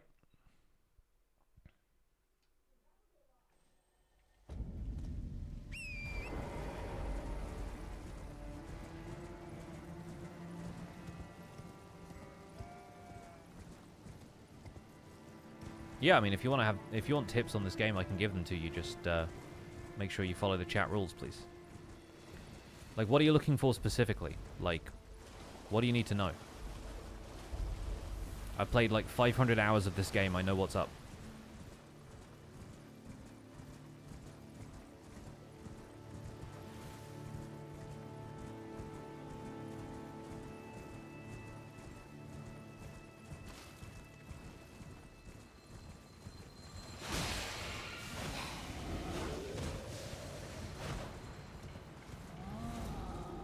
Like how to improve and get better.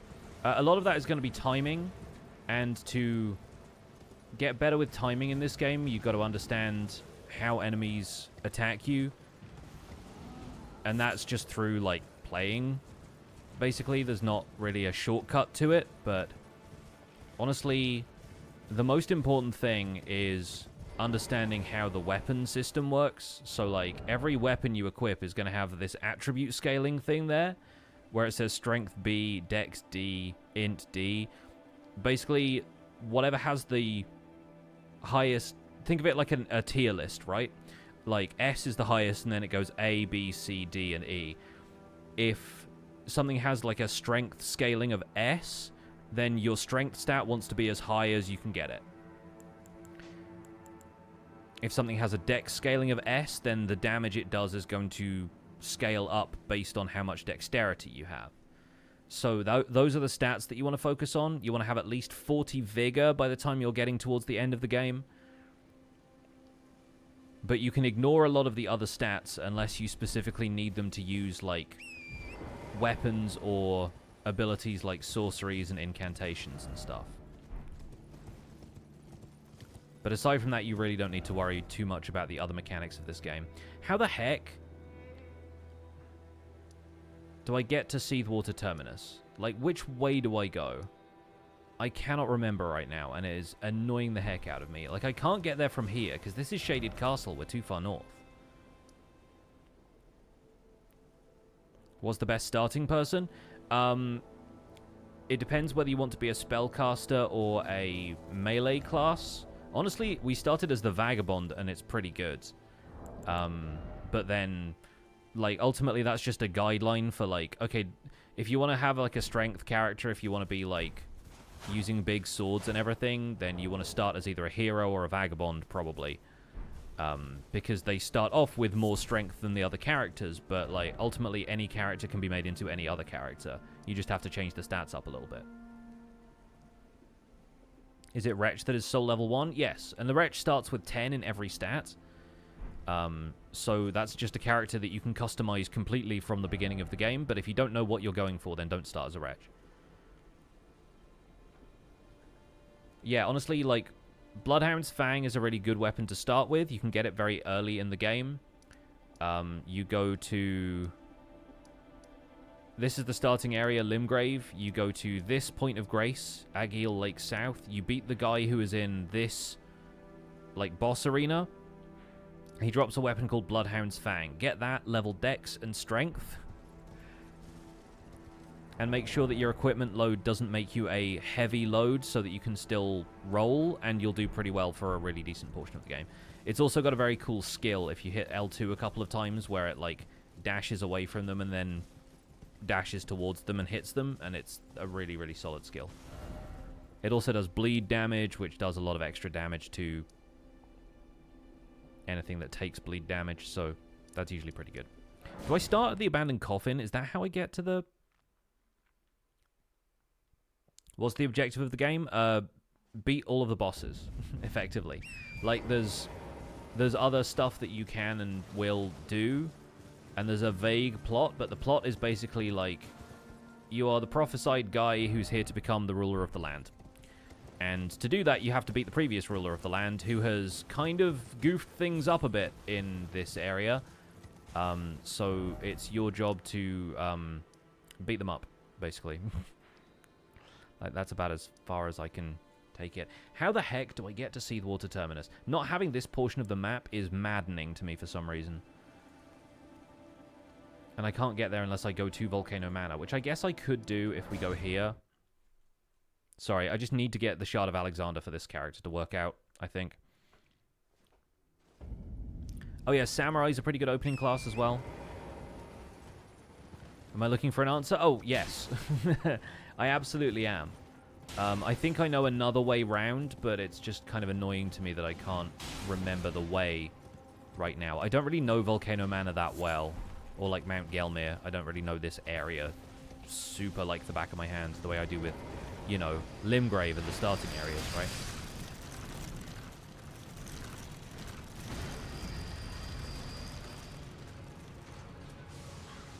Should you do all the catacombs and caves before Margott and the Grafted guy? Honestly, yes, if you want to have an easier time, because doing all the catacombs and the caves, you're going to earn runes. Runes will level you up, and the higher level you can get before those fights, the easier time you'll have. Tree gazing hill, go uphill, not downhill. Thank you. God, I should have remembered that, because of course you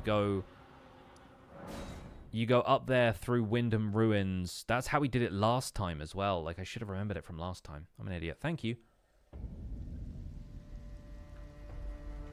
Yeah, this place is like weirdly complex, and I'm apparently baffled by that fact. But when the directions you can give are go up, not down, that's at least some directions I can follow, you know? You don't need to play the other Souls games before playing Elden Ring. I haven't, and I think this is the only Souls game I really want to play right away, because it's the most approachable one. It's the one that, you know, if you are having trouble with an enemy, you can literally go somewhere else, whereas with Dark Souls, it kind of choke points you through certain areas and certain bosses, and if you're like not good enough to beat that, then you basically just gotta grind. And if you want to level up, then you have to go back and refight some earlier enemies and earn more souls and level yourself up that way, right? Elden Ring being an open world, it basically allows you to go anywhere, and there are definitely areas that are optional but slightly more suited to your level if you're in the early stages of the game and still dying to some of the stuff that's on, like, the critical path through the story, you know?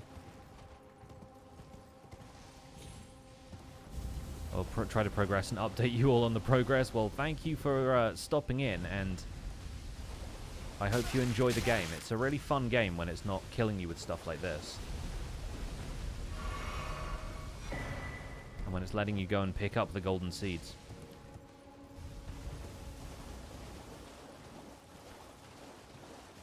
Okay, so the other place you can get down here, I guess, is being on that bridge and get kicked off by patches, but this is the way I wanted to go in the first place, so that's nicer. What's up, Zerotron? Welcome back.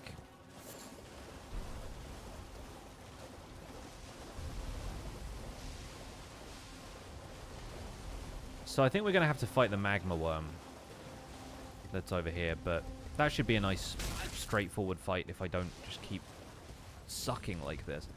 There we go. It's all fine. We're all good.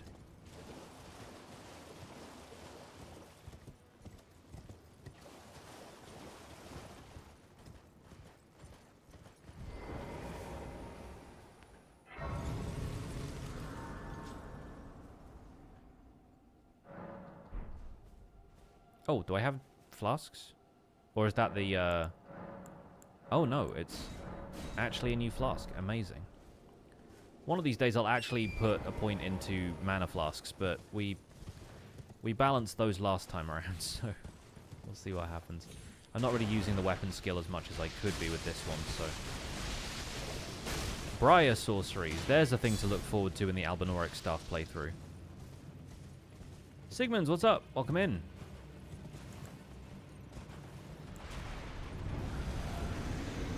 Welcome to the Magma Wyrm fight again.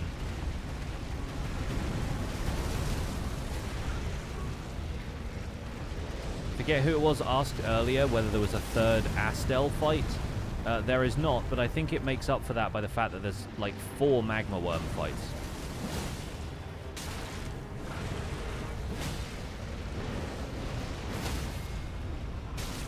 Fortunately, once you fought one, you fought them all.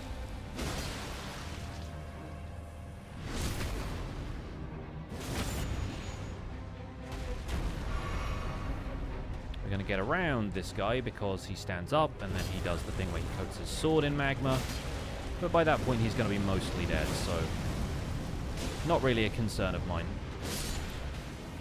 There we go. Nice easy fight because once again I am woefully over-leveled for this area, and let's go say hi to Alexander.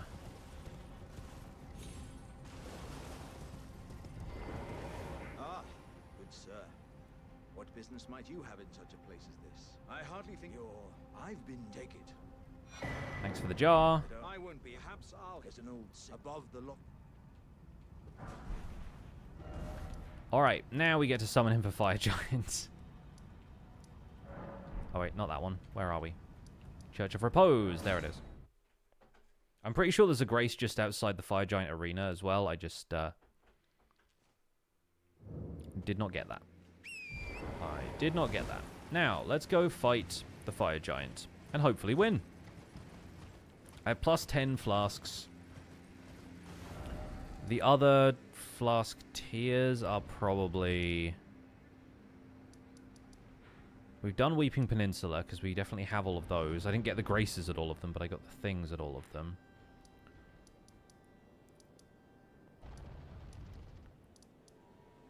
We've done the 2 on mountaintops. Are they in Caelid? We got the one at Church of the Plague. The Dragon Communion churches don't have them. Which ones am I missing? I don't know. There might be a couple in Liurnia that we didn't get. You can actually see the Forge of the Giants all the way back from Limgrave. I know, it's so good. Literally, like, you get out of the... You get the grace that's called the first step, and it's literally showing you more or less the end of the game, right? I feel like that about 4 Belfries when it shows you the glimpse of Farum Azula. Like, it's so cool. Once you know the significance of it, right? Should probably have saved the Wondrous Physic until I was slightly closer to this guy, but what the heck.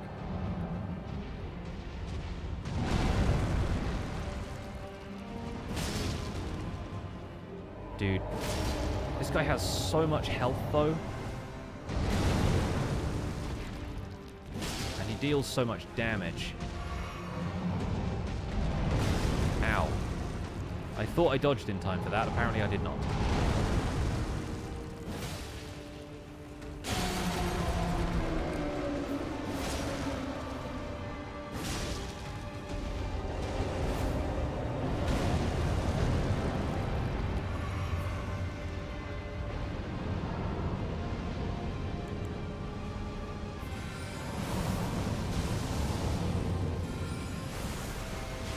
He's literally too far away for these attacks to hit. That's so funny.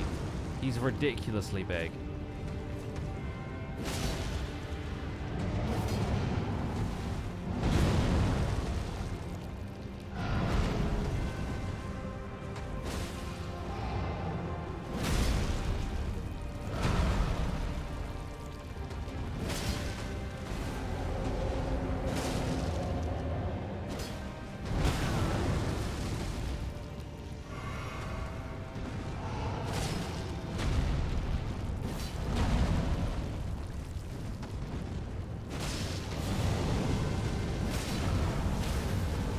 Oh, Alexander staggered him. Unbelievable, dude. Okay, he's going into phase 2 with a pretty low health bar. We'll see what we can manage.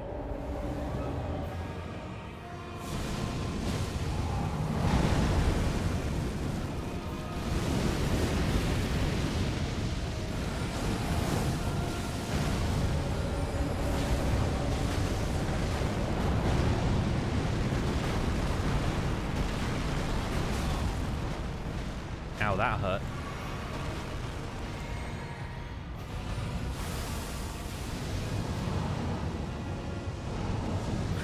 $200 or so damage.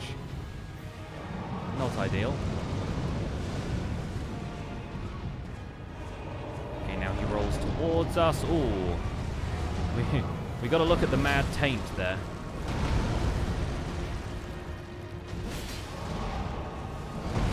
I think his hands are the best weak point we have at this stage, but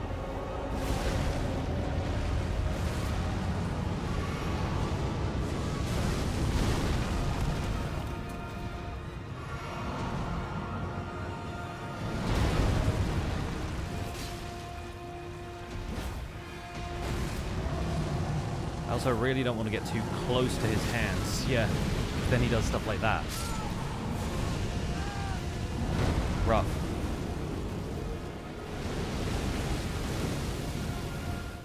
Yeah, the plate is a shield, but it does look like a plate.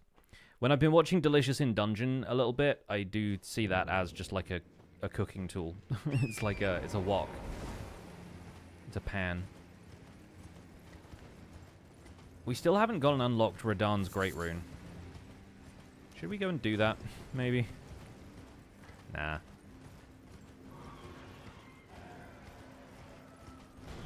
It is funny to me that you could fully go through this game not realizing how the Great Runes even work.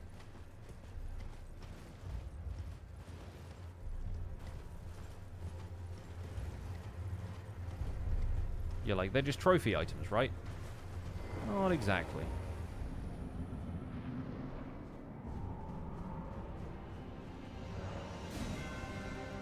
Alright, time for round 2.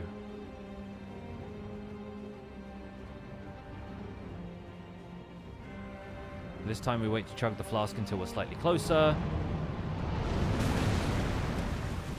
Just gonna take a minute.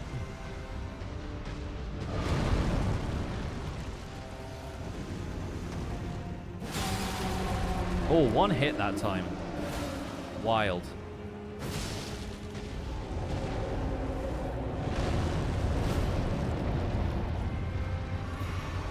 Okay, now he's up on stuff. Say that didn't seem too fair.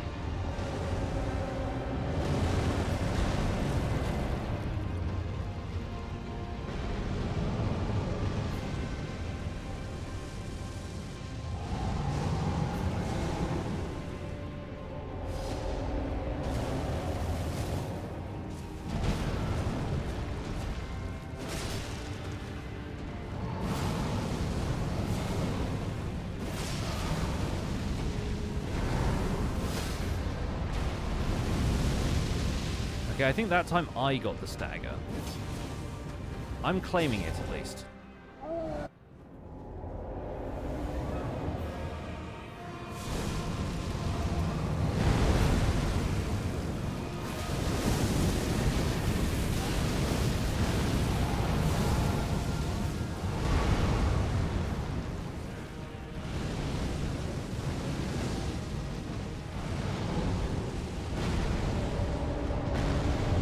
Gonna wait for him to go through the motions.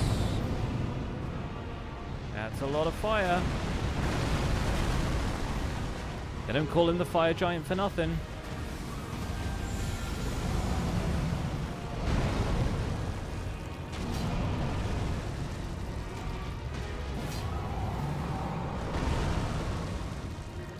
Hit him in the butt.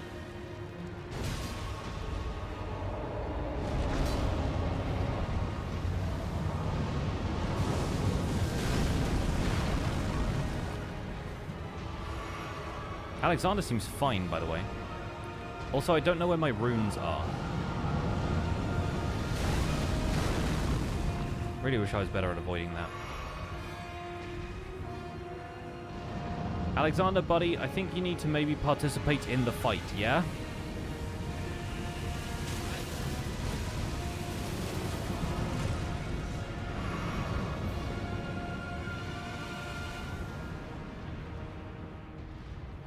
He's just hanging out down here. He's like, you're doing fine.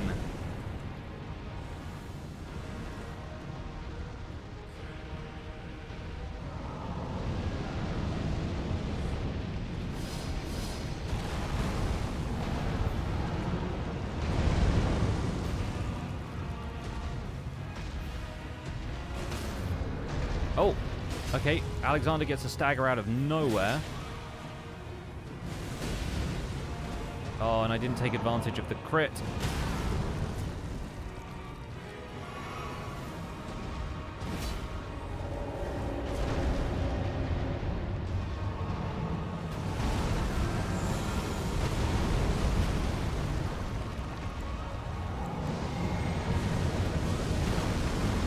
Loving the opportunity to actually use the meteorite spell, though.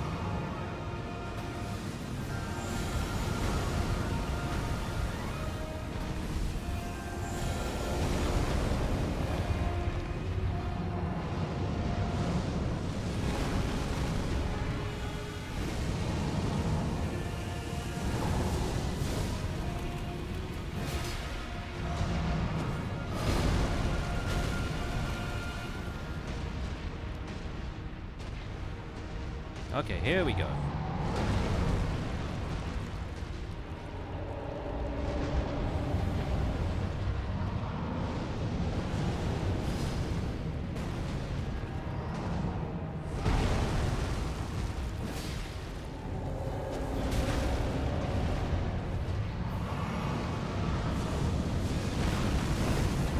Ow.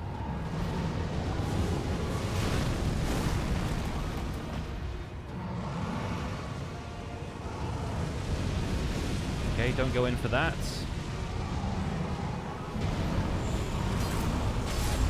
There we go. Just needed to get close enough to pull off the AoE. Oh. Solid round 2. Where the heck are my runes?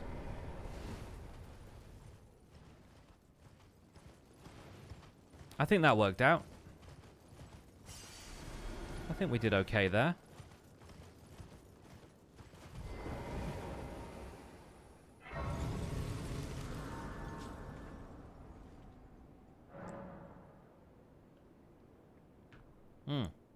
Right. We will continue to put points into intelligence, probably, because eventually that's going to pay off. I'm going to take a very short break, just need to run to the bathroom. We'll come back and we'll do another 45, and then we'll wrap up. So, enjoy the view, I guess, from the Fire Giant's house. Let's give you a look at the Erd tree. There you go. Back in a sec.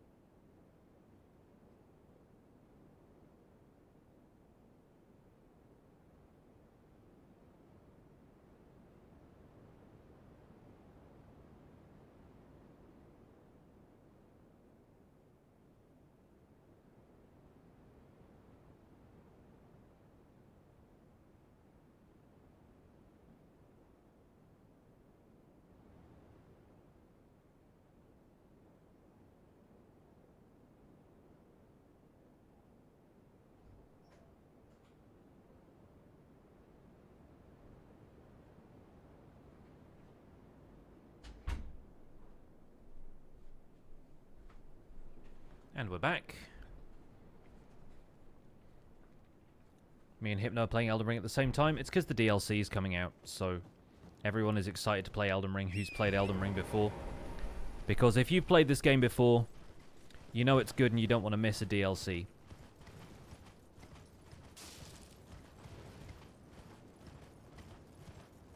So let's make it up to the Giant's Forge. Yeah, which you can literally see from the beginning of the game. I don't think you can see the beginning of the game from here, but that's one of the Divine Towers. If that gives you any idea.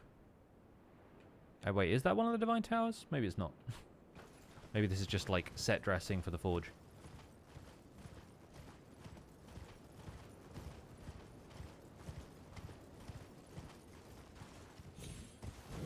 And once again, I have to resist the urge to just, like, dive right into this.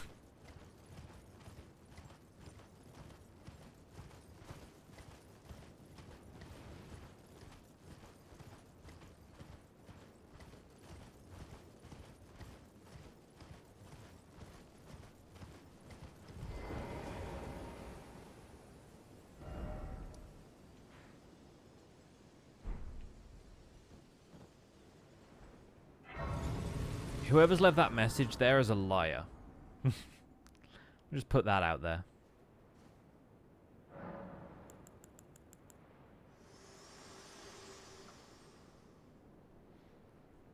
What's up, Admiral? It's going well. It's going well. This world and death. Are you prepared to commit? Are you prepared to commit, chat? Let's Very well. let's commit to this lady.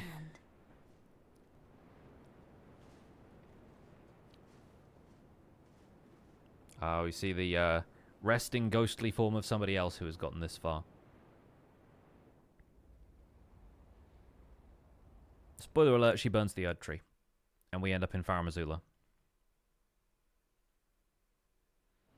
Which is here. This wonderful place. So our main goal here is just to get through the entirety of it. We're not going to fight Dragon Lord Placidusax, so stop asking. And I think the only other optional thing we can do here, basically any time, is fight Alexander. Which is sad, but we do it, and we get a good accessory from it, and it's kind of what he wants, because he's just like a jar whose goal is to fight the strongest guy, and we are now the strongest guy. So, yeah, we're going to fight him. Why wouldn't you?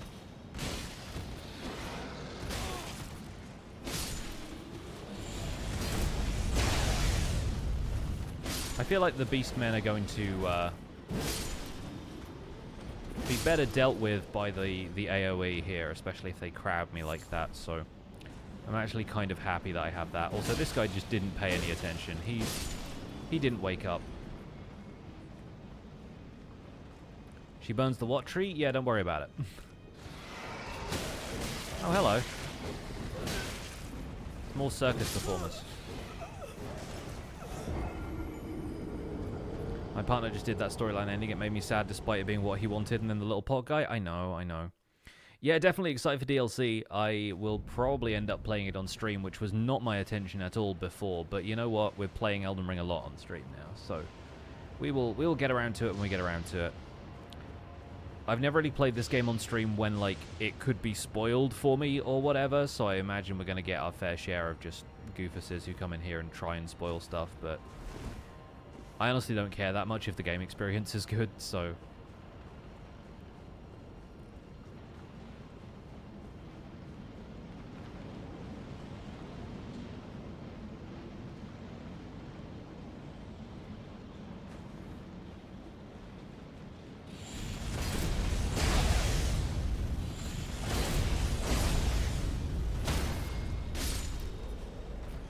Yeah, I think that's pretty definitive.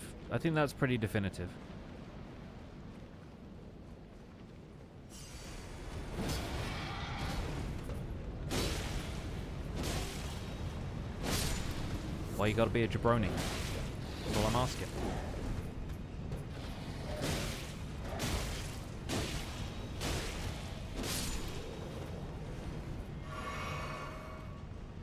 Wiggle Wednesday tomorrow? I'm not sure what they're thinking of playing, so I might end up just playing more Elden Ring, to be honest, especially if we can finish this playthrough and start another one. The next playthrough is going to be a lot longer than this one, because I'm not really confident at using the bows, and we're going to have to get good enough that we can reach Consecrated Snowfield and start, like, farming dudes. So, yeah, I may just end up playing more of this. We'll see. Ignore the dragon. Much like the previous dragon, we are just going to ignore this one. Going to ignore whatever that item was as well. It's not worth it at this stage. That dragon isn't even like a boss. It's just a regular enemy around here, which is yet another reason to ignore it. As a rule of thumb, if it doesn't have a boss bar, not a boss.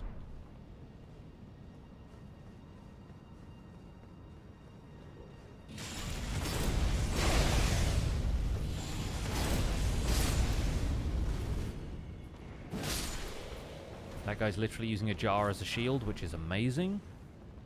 I love that detail.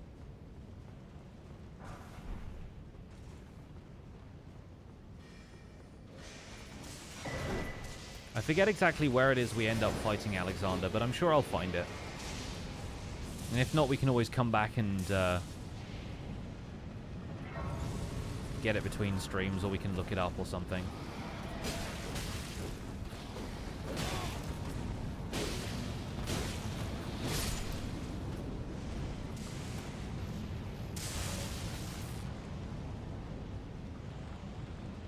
There we go. Yeah, I was sitting down there for a second. Like, I'm fairly certain Alexander is, like, on one of these floating platforms at some stage. But I don't recall exactly where. Oh my goodness me. Hello, Owen and friends. Welcome in. Welcome to me playing this game. This is something a little bit different to my usual stuff, but I love this game so much, and the DLC hype is real, so we're playing it on stream. Hi, my name is Pixelrest. Welcome to Elden Ring. If anyone's unfamiliar with this game, it's basically open world Dark Souls. There's going to be a little bit of violence. I will try my best to compose myself, and we're about to go and fight a really annoying boss. But we might be able to summon for it, which makes things slightly easier. Because I don't have anything to prove. I forgot that you don't just drop down there. I feel like every time everyone raids me, I just die instantly on the scenery. I don't know what it is. Anyway, thank you so much for the raid, Owen. Hope you had a good stream. Welcome in. I'm going to be live for about another half hour here before I wrap things up, so hopefully you guys will have fun being here. Why are my runes up there?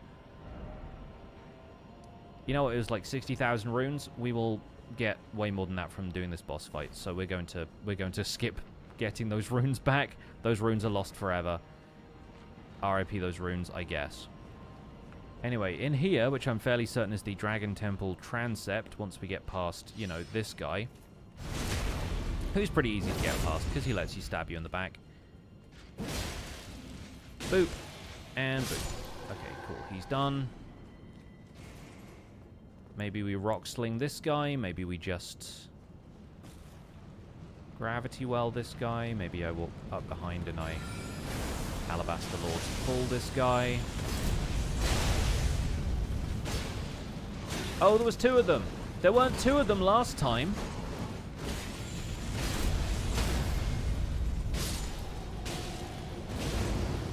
I swear last time I did this I said there's going to be two of them, and then there wasn't two of them. Why is there two of them now? Unfair. From a Dark Souls game, I expected better.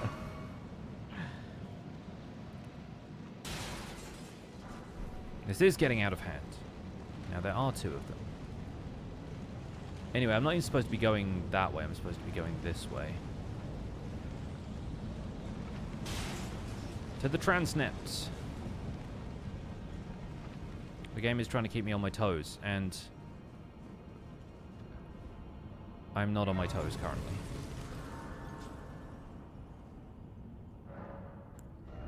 Speaking of things there are two of, let's go fight Godskin Duo. I'll probably do this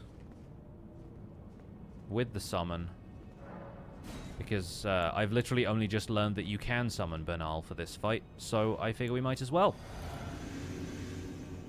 And now, guys.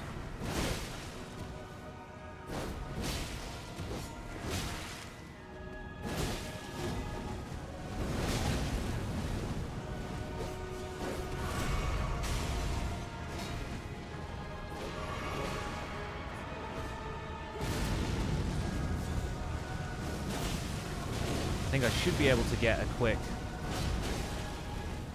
Nope, I didn't. I didn't do it. I didn't get a quick anything.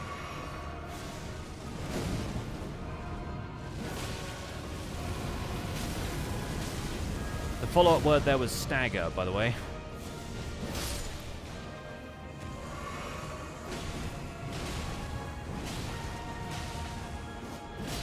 Noble is, as usual, doing his sweepy steppy thing. I'll take the crit, thank you very much. These graphics are insane. Welcome to Elden Ring. Game of the year from everybody. 2022 or 3, whenever this came out, I forget exactly. Alright, Apostle's going to be back in a second. There he is.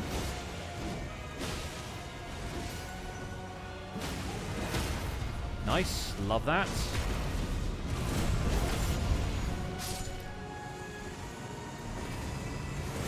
Which one are we getting back now?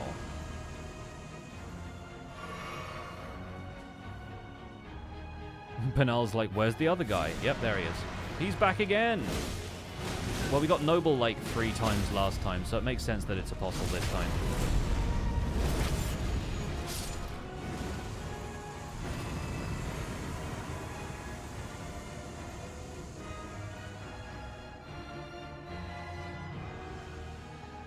One more. One more for the road. Actually, don't want to tank damage through that. Bernal kind of has a similar skill to what I do as well, so we're quite a good match. He has that, like, draw everybody in attack. Thank you for your help, sir. Never actually met you on this playthrough, I don't think, but you've succeeded admirably.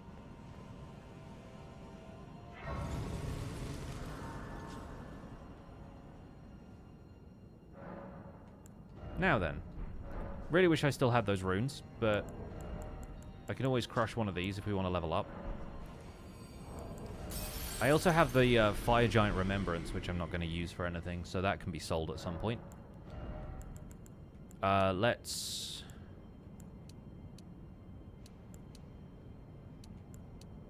put a point into intelligence again. Like, it is still leveling our sword quietly in the background. Dex would be better, but... Which weapon are we on? This is the Alabaster Lord's Sword.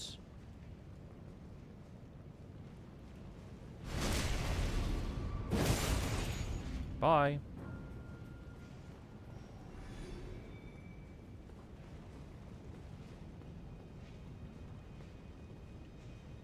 Do I need to go through here? I don't think I need to go through here.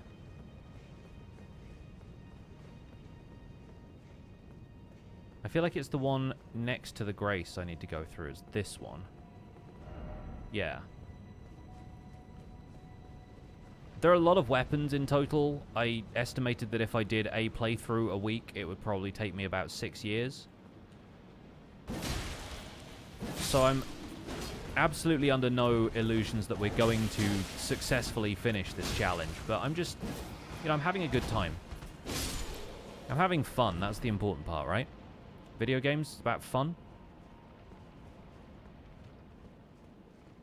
So I've heard.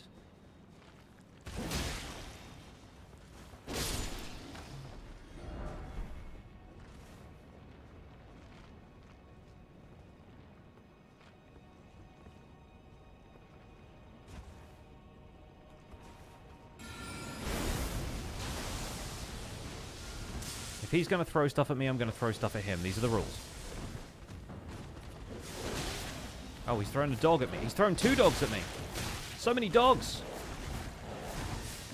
Dogs and a beast guy. That's not fair.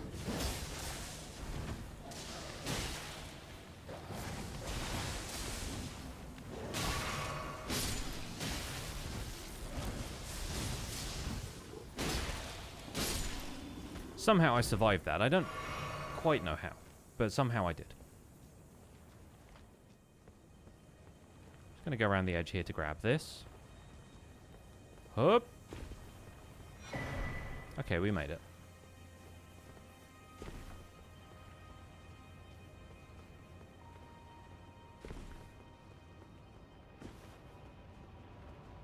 I feel like it's one of these, like, pillars and combinations of broken scenery that we jumped down to get to Alexander, but I'm like, where is that?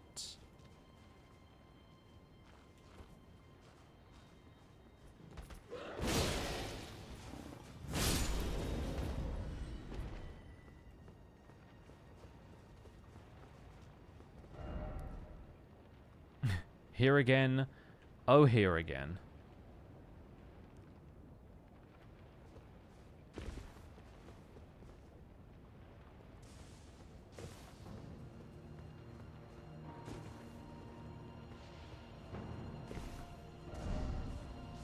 Necessary item ahead.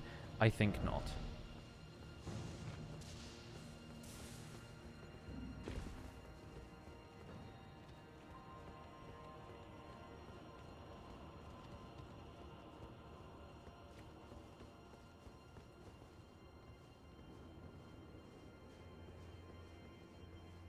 Completed a good portion of caves and catacombs. Nice. Good work.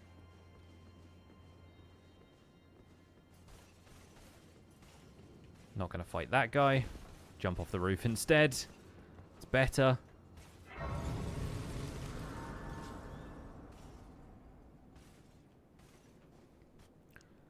Okay, now it's time to throw some rocks at some birds.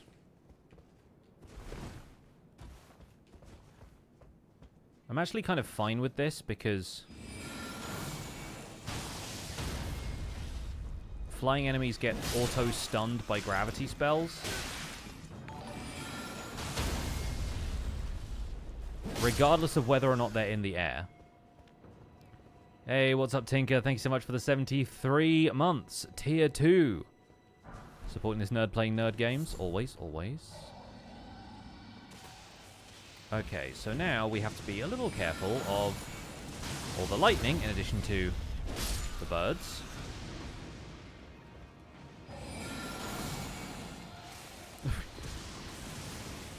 I think I got struck by gravity that time, chat. I think it was me who did that.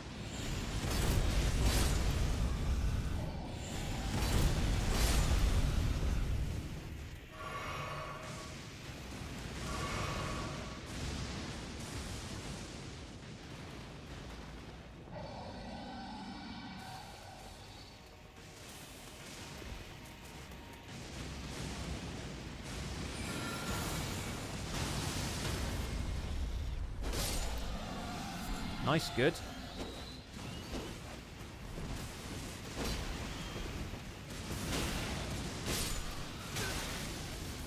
Really wish it felt like the lightning was aimed at the birds, but you know.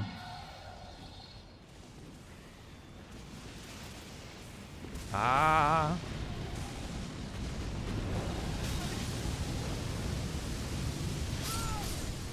Yeah, I tried to not get up quickly because I knew I was just in the middle of some fire, and yet somehow... What's up, Cyrus? It's going well. How's it going with you? We're here playing Elden Ring. We're on the second playthrough of a series of playthroughs that I'm calling the Elden Ring A-Z, where we try and beat the game with every weapon in the game in alphabetical order. We started with the Academy Glintstone staff. We're now on the Alabaster Lord's Sword. The Albinoric bow will be next, followed by the Albinoric staff. I have a few characters in mind already, but at the moment I'm just enjoying playing through this game a few extra times.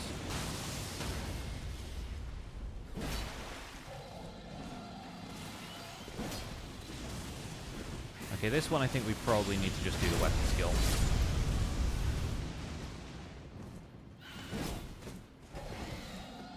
Me and this bird are having a hard time connecting.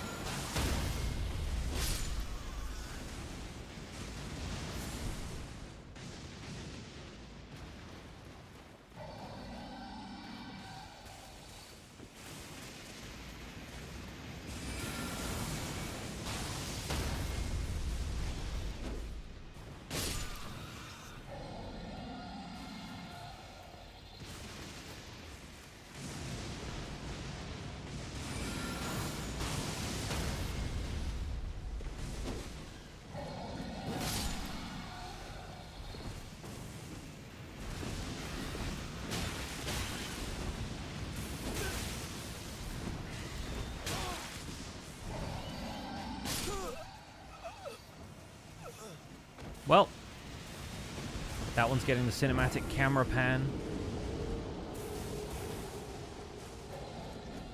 Like it's the end of a JRPG fight.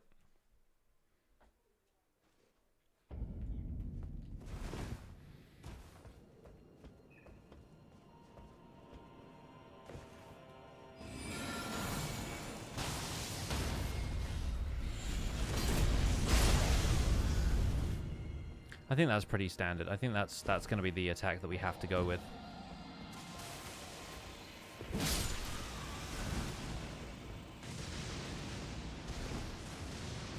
For each of these encounters.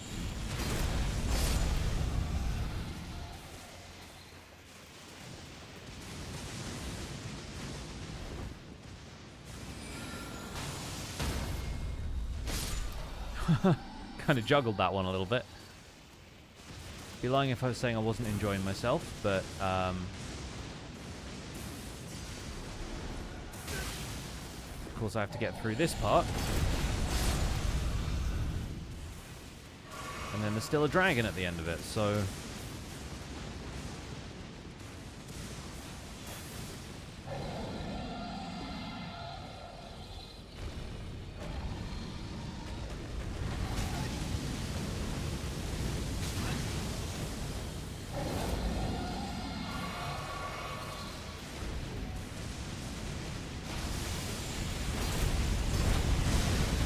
Okay, he's got a bigger stabby sword attack than I do. But that's fine, I have a more permanent stabby sword attack, I guess.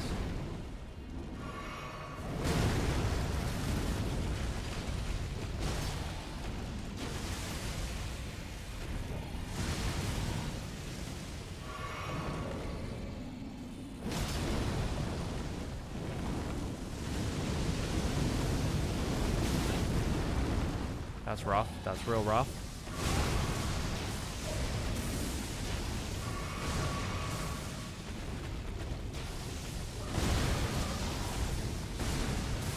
Don't recall this guy being such a pain last time.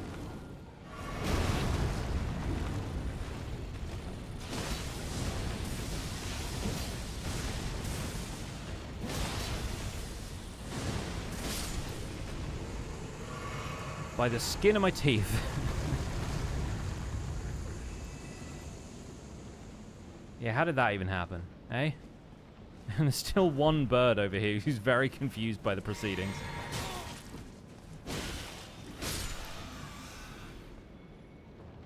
Okay. Now we've got that out of the way. You can probably just run past that dragon, but we're standing on business, you know? You also have no access to the horse at any point while you're here, so... trudging through this landscape ever so slightly.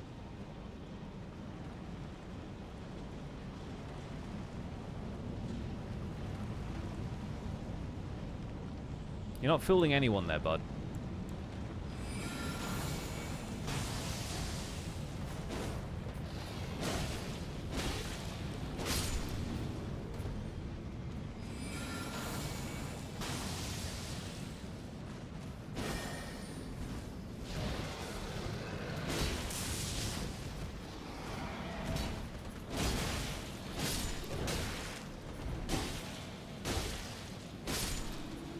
Okay. Now we just got to worry about this one guy He comes out of the doorway over there.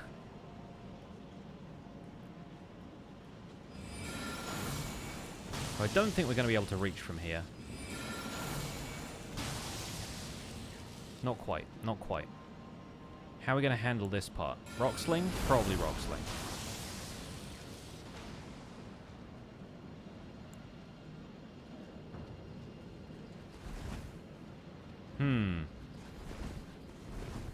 See, now the problem is...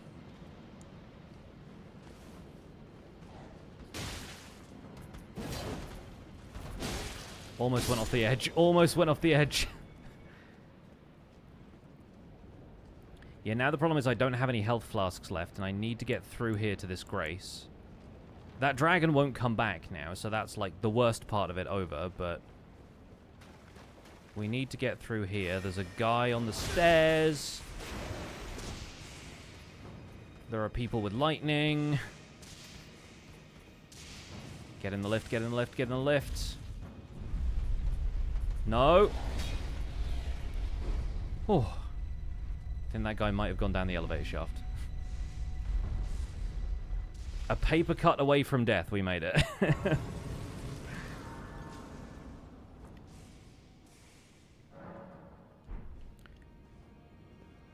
So I'm trying to recall where you fight Alexander, and I think it might even be the opposite direction this way. Like, if you cross over here and jump down some stuff, he might be there? Maybe? I know there's something significant over here. It might be the bit where you fight Bernal. And you get the Old Lord's Talisman, right? That's one of them. Okay, that guy's not a guy. That guy is. Yeah, no, this is the other way. This is the other way. Boo.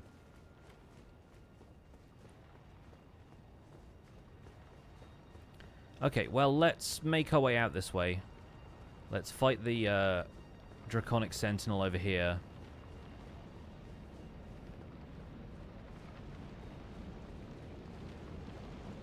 I'll drink my flask now. Probably two-hand the sword. Because spellcasting was not super fun last time we fought this guy.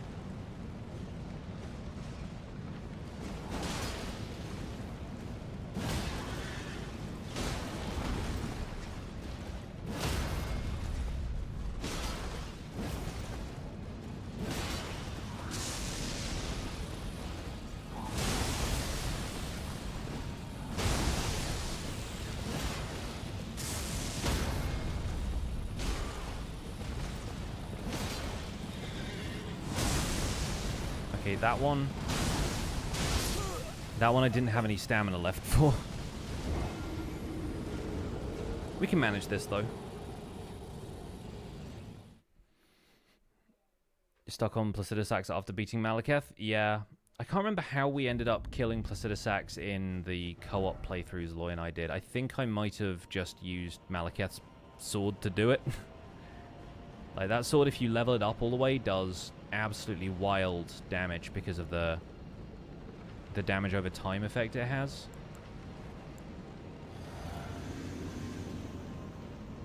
I don't really care about getting my runes back here, but, you know, I'm gonna.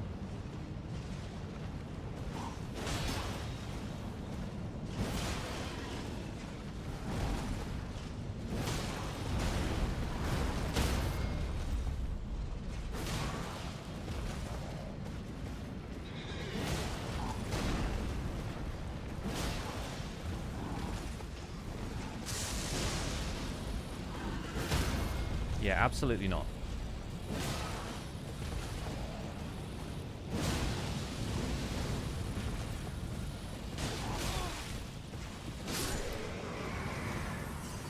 Okay, so it turns out the secret is just R2s all the way.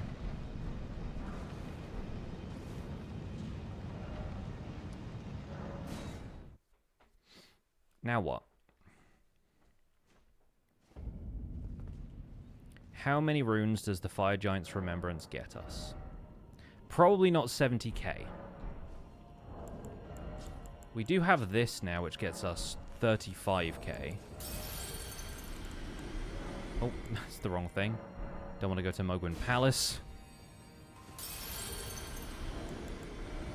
Oh, so close. Okay, we can make it.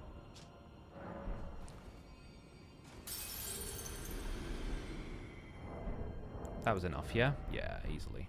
Okay. At least we can get one level out of this so we don't lose a ton of runes to Maliketh if I die.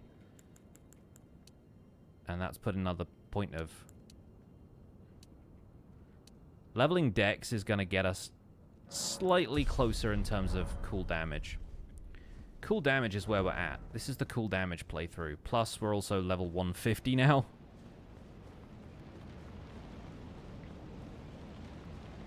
So let's go unbind the Rune of Death real quick. And then we can end the stream. What good timing. Gonna have some soup and quesadillas for dinner.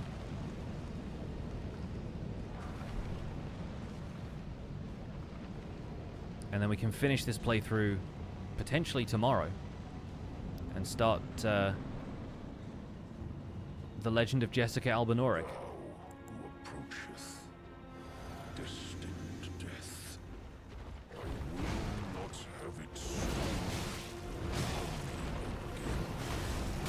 Oh, he hits so big. He's such a big hitter.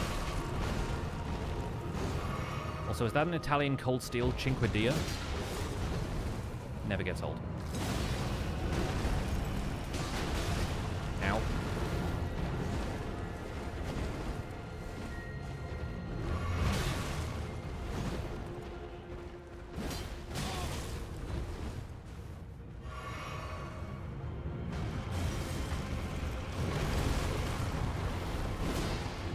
Sick. Phase 2. Phase 2, he's this guy.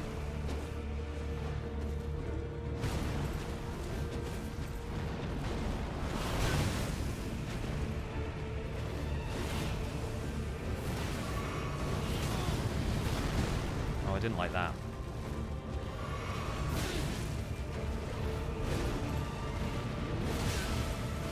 Okay, we traded there, but I saw it coming.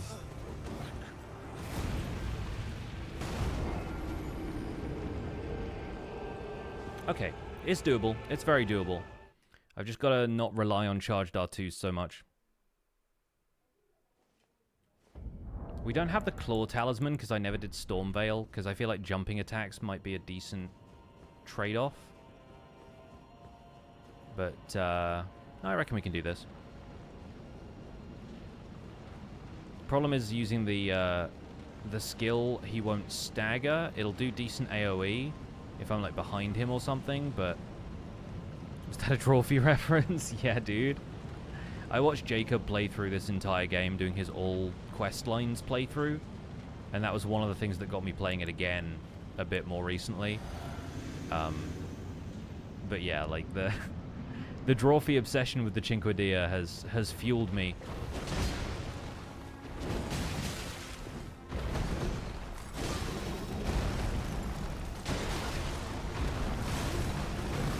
Yeah, there was no way I was getting enough iframes from just attacking him there.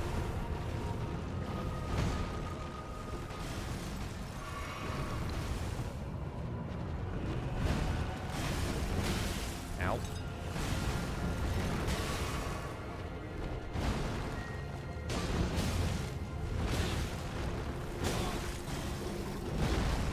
No, I'm dead. You watched that whole playthrough too? It was so fun.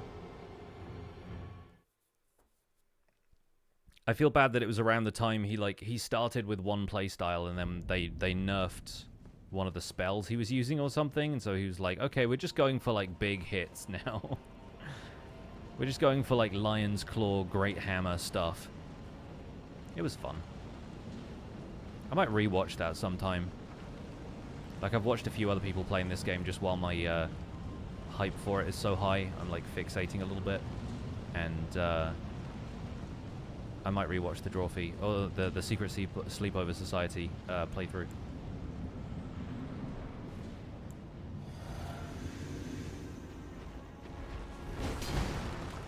Okay, we both whiffed that time, so it's as much on him as it is on me. And that time I just did not roll.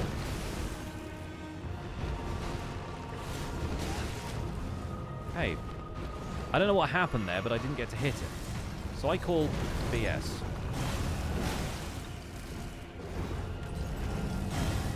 Oh, I forgot about that one. And then the boulders come down. Yep, we know that, we know that. We're about that life.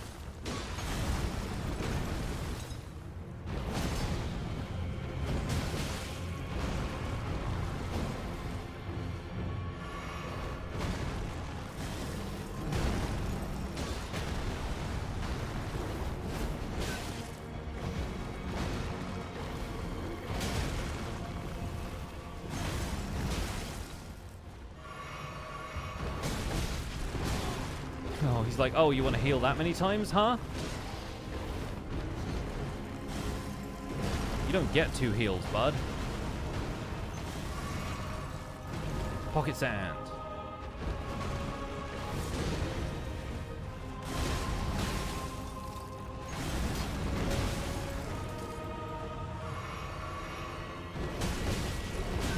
Every time I heal twice, he comes in with that slashing combo.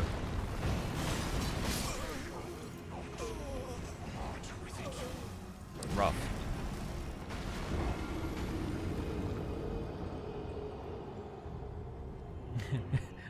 Coming into an Elden Ring stream being like, can I get a cape for Minecraft here? Nah, dude.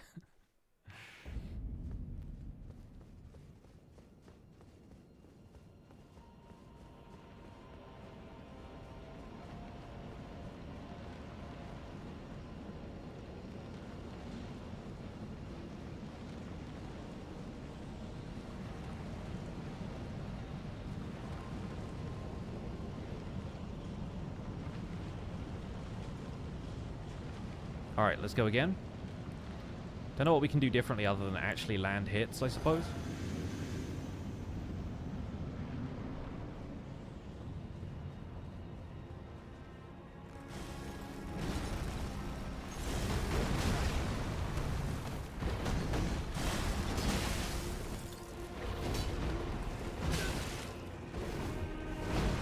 Well, this run is already trash.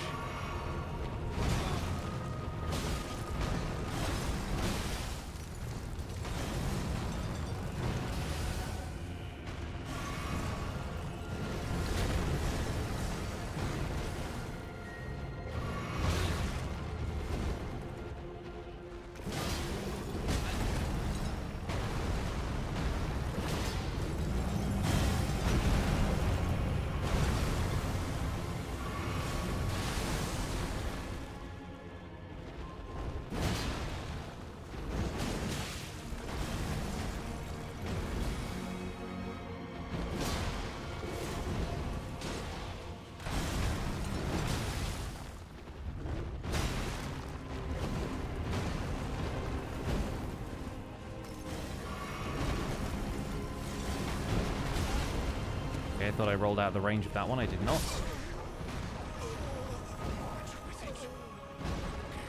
Wild. Just note it was 10 PM here. It's 9 PM here, so I should really be wrapping up soon.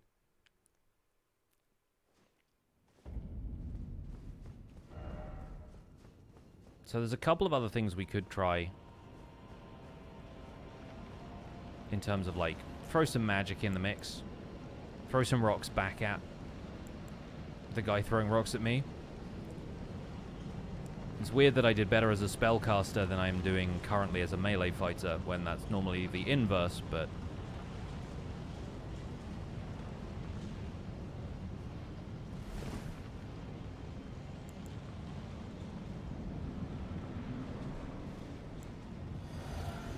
he was quick off the starting blocks this time.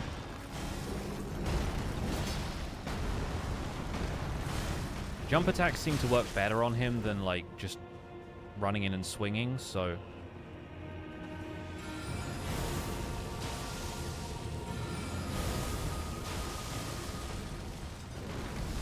he's like, I throw the rock back at you.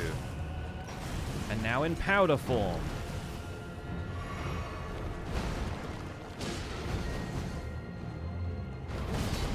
Yeah, I think I'm jumping over his, like, single swings. when I go in for the jump attacks. Like, I get in there a little closer. It's still not enough to avoid this whole combo, though.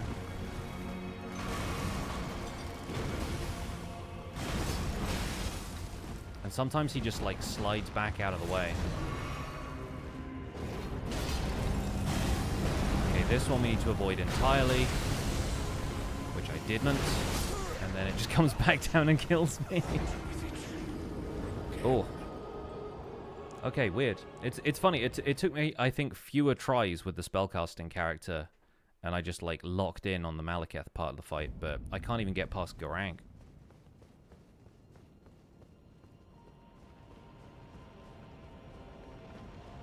Yeah, very pocket sand, yeah.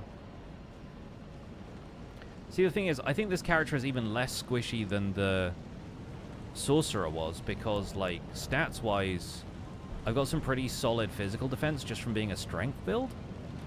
Like, putting stats into strength does increase your physical defense quite considerably, so I'm like, what gives?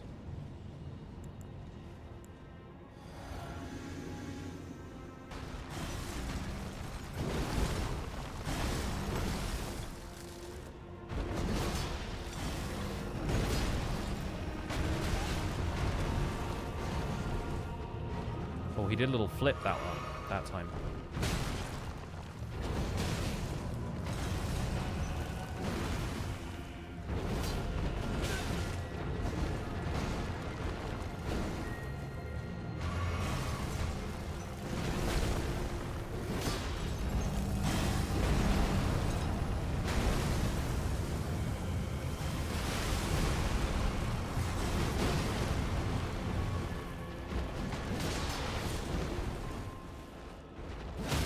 Okay, that one felt good.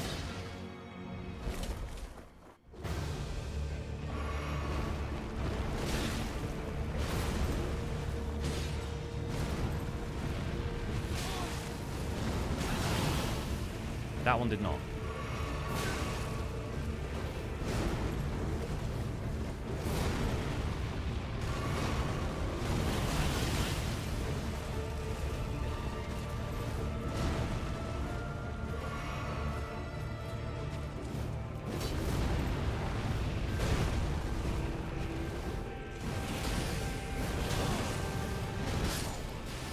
Rough. So rough. I think at this point, I was casting spells that were just following him around, and that was one of the main reasons I was getting through this fight.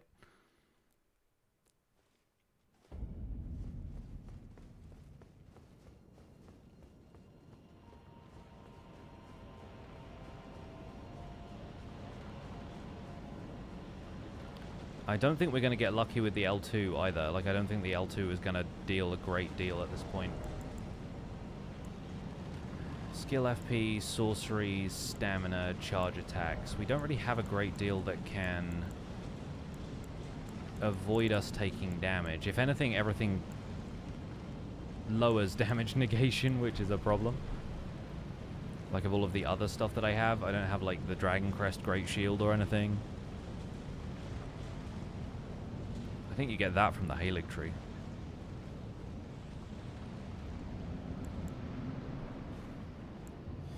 Okay, this time he's moving slow. And then fast. Okay, that at least is sort of guaranteed damage.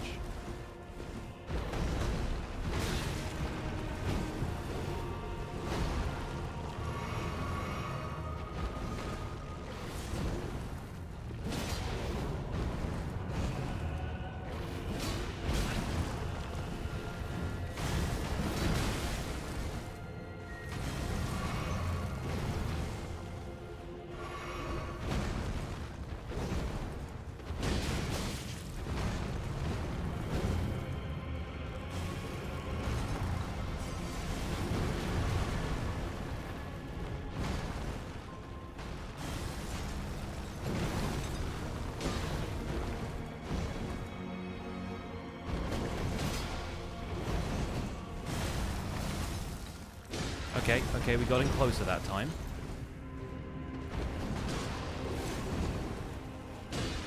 Good, good, not bad.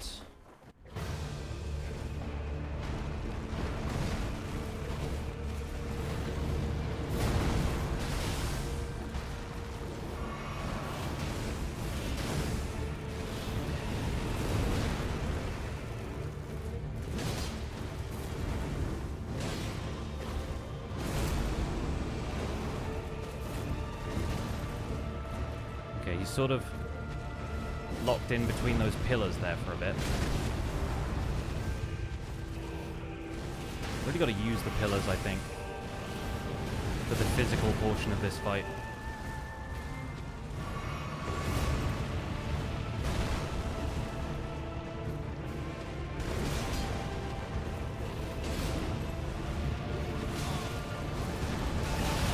Ow, ow, ow, okay. Not the biggest fan of that.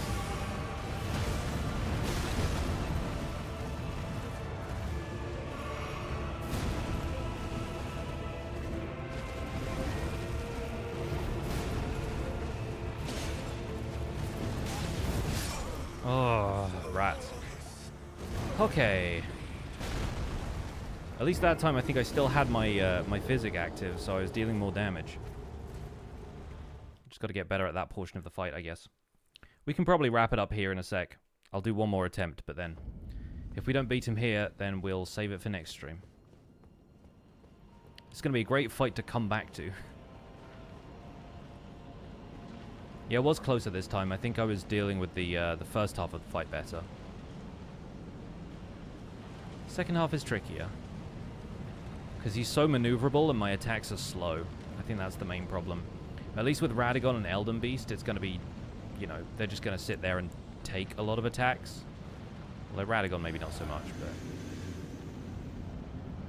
somebody going in there with Star Fists, if only.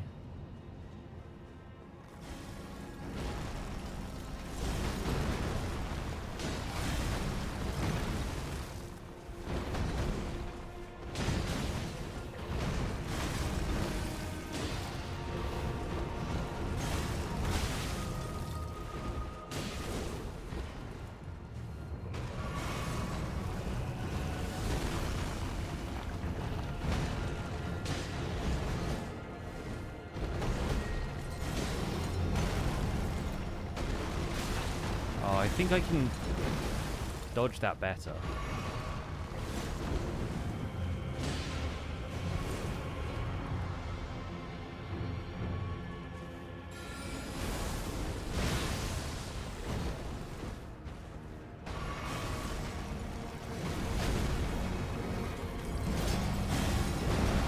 Oh no. Stay on the ground for the rocks falling.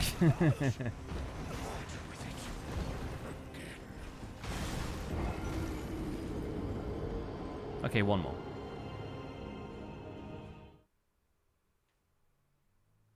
That one's a mulligan.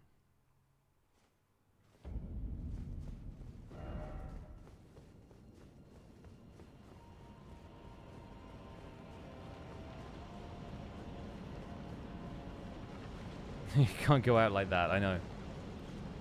An attempt was made.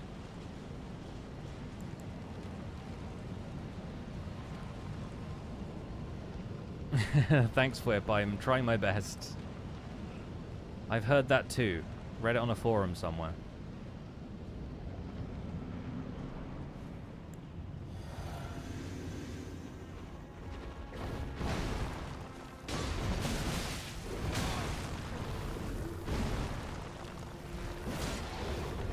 Okay, decent hit, decent hit. Create some distance, get some heals.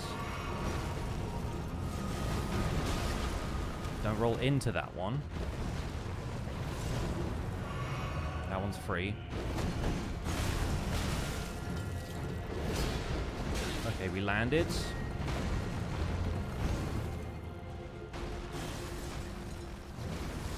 The boulder is also free.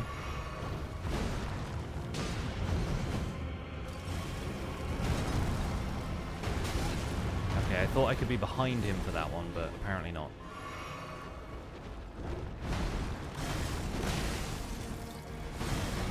That was him gathering more pocket sands.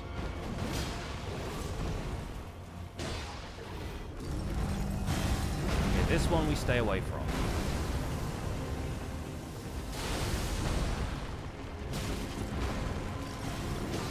Okay, we got a second phase. We heal immediately.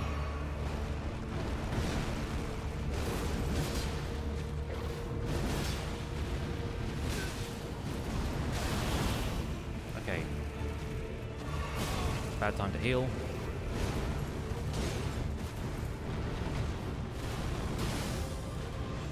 Okay. Next up.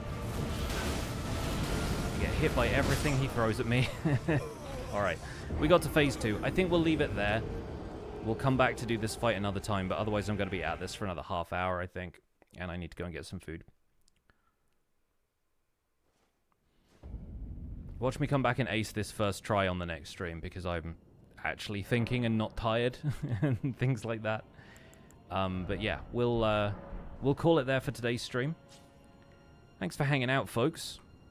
We'll send you folks over to somebody else on Twitch and call it a night there. My partner's stream is probably just finished up as well, so that's good. Let's go raid Bruno. Bruno is currently on a create mod series, it looks like.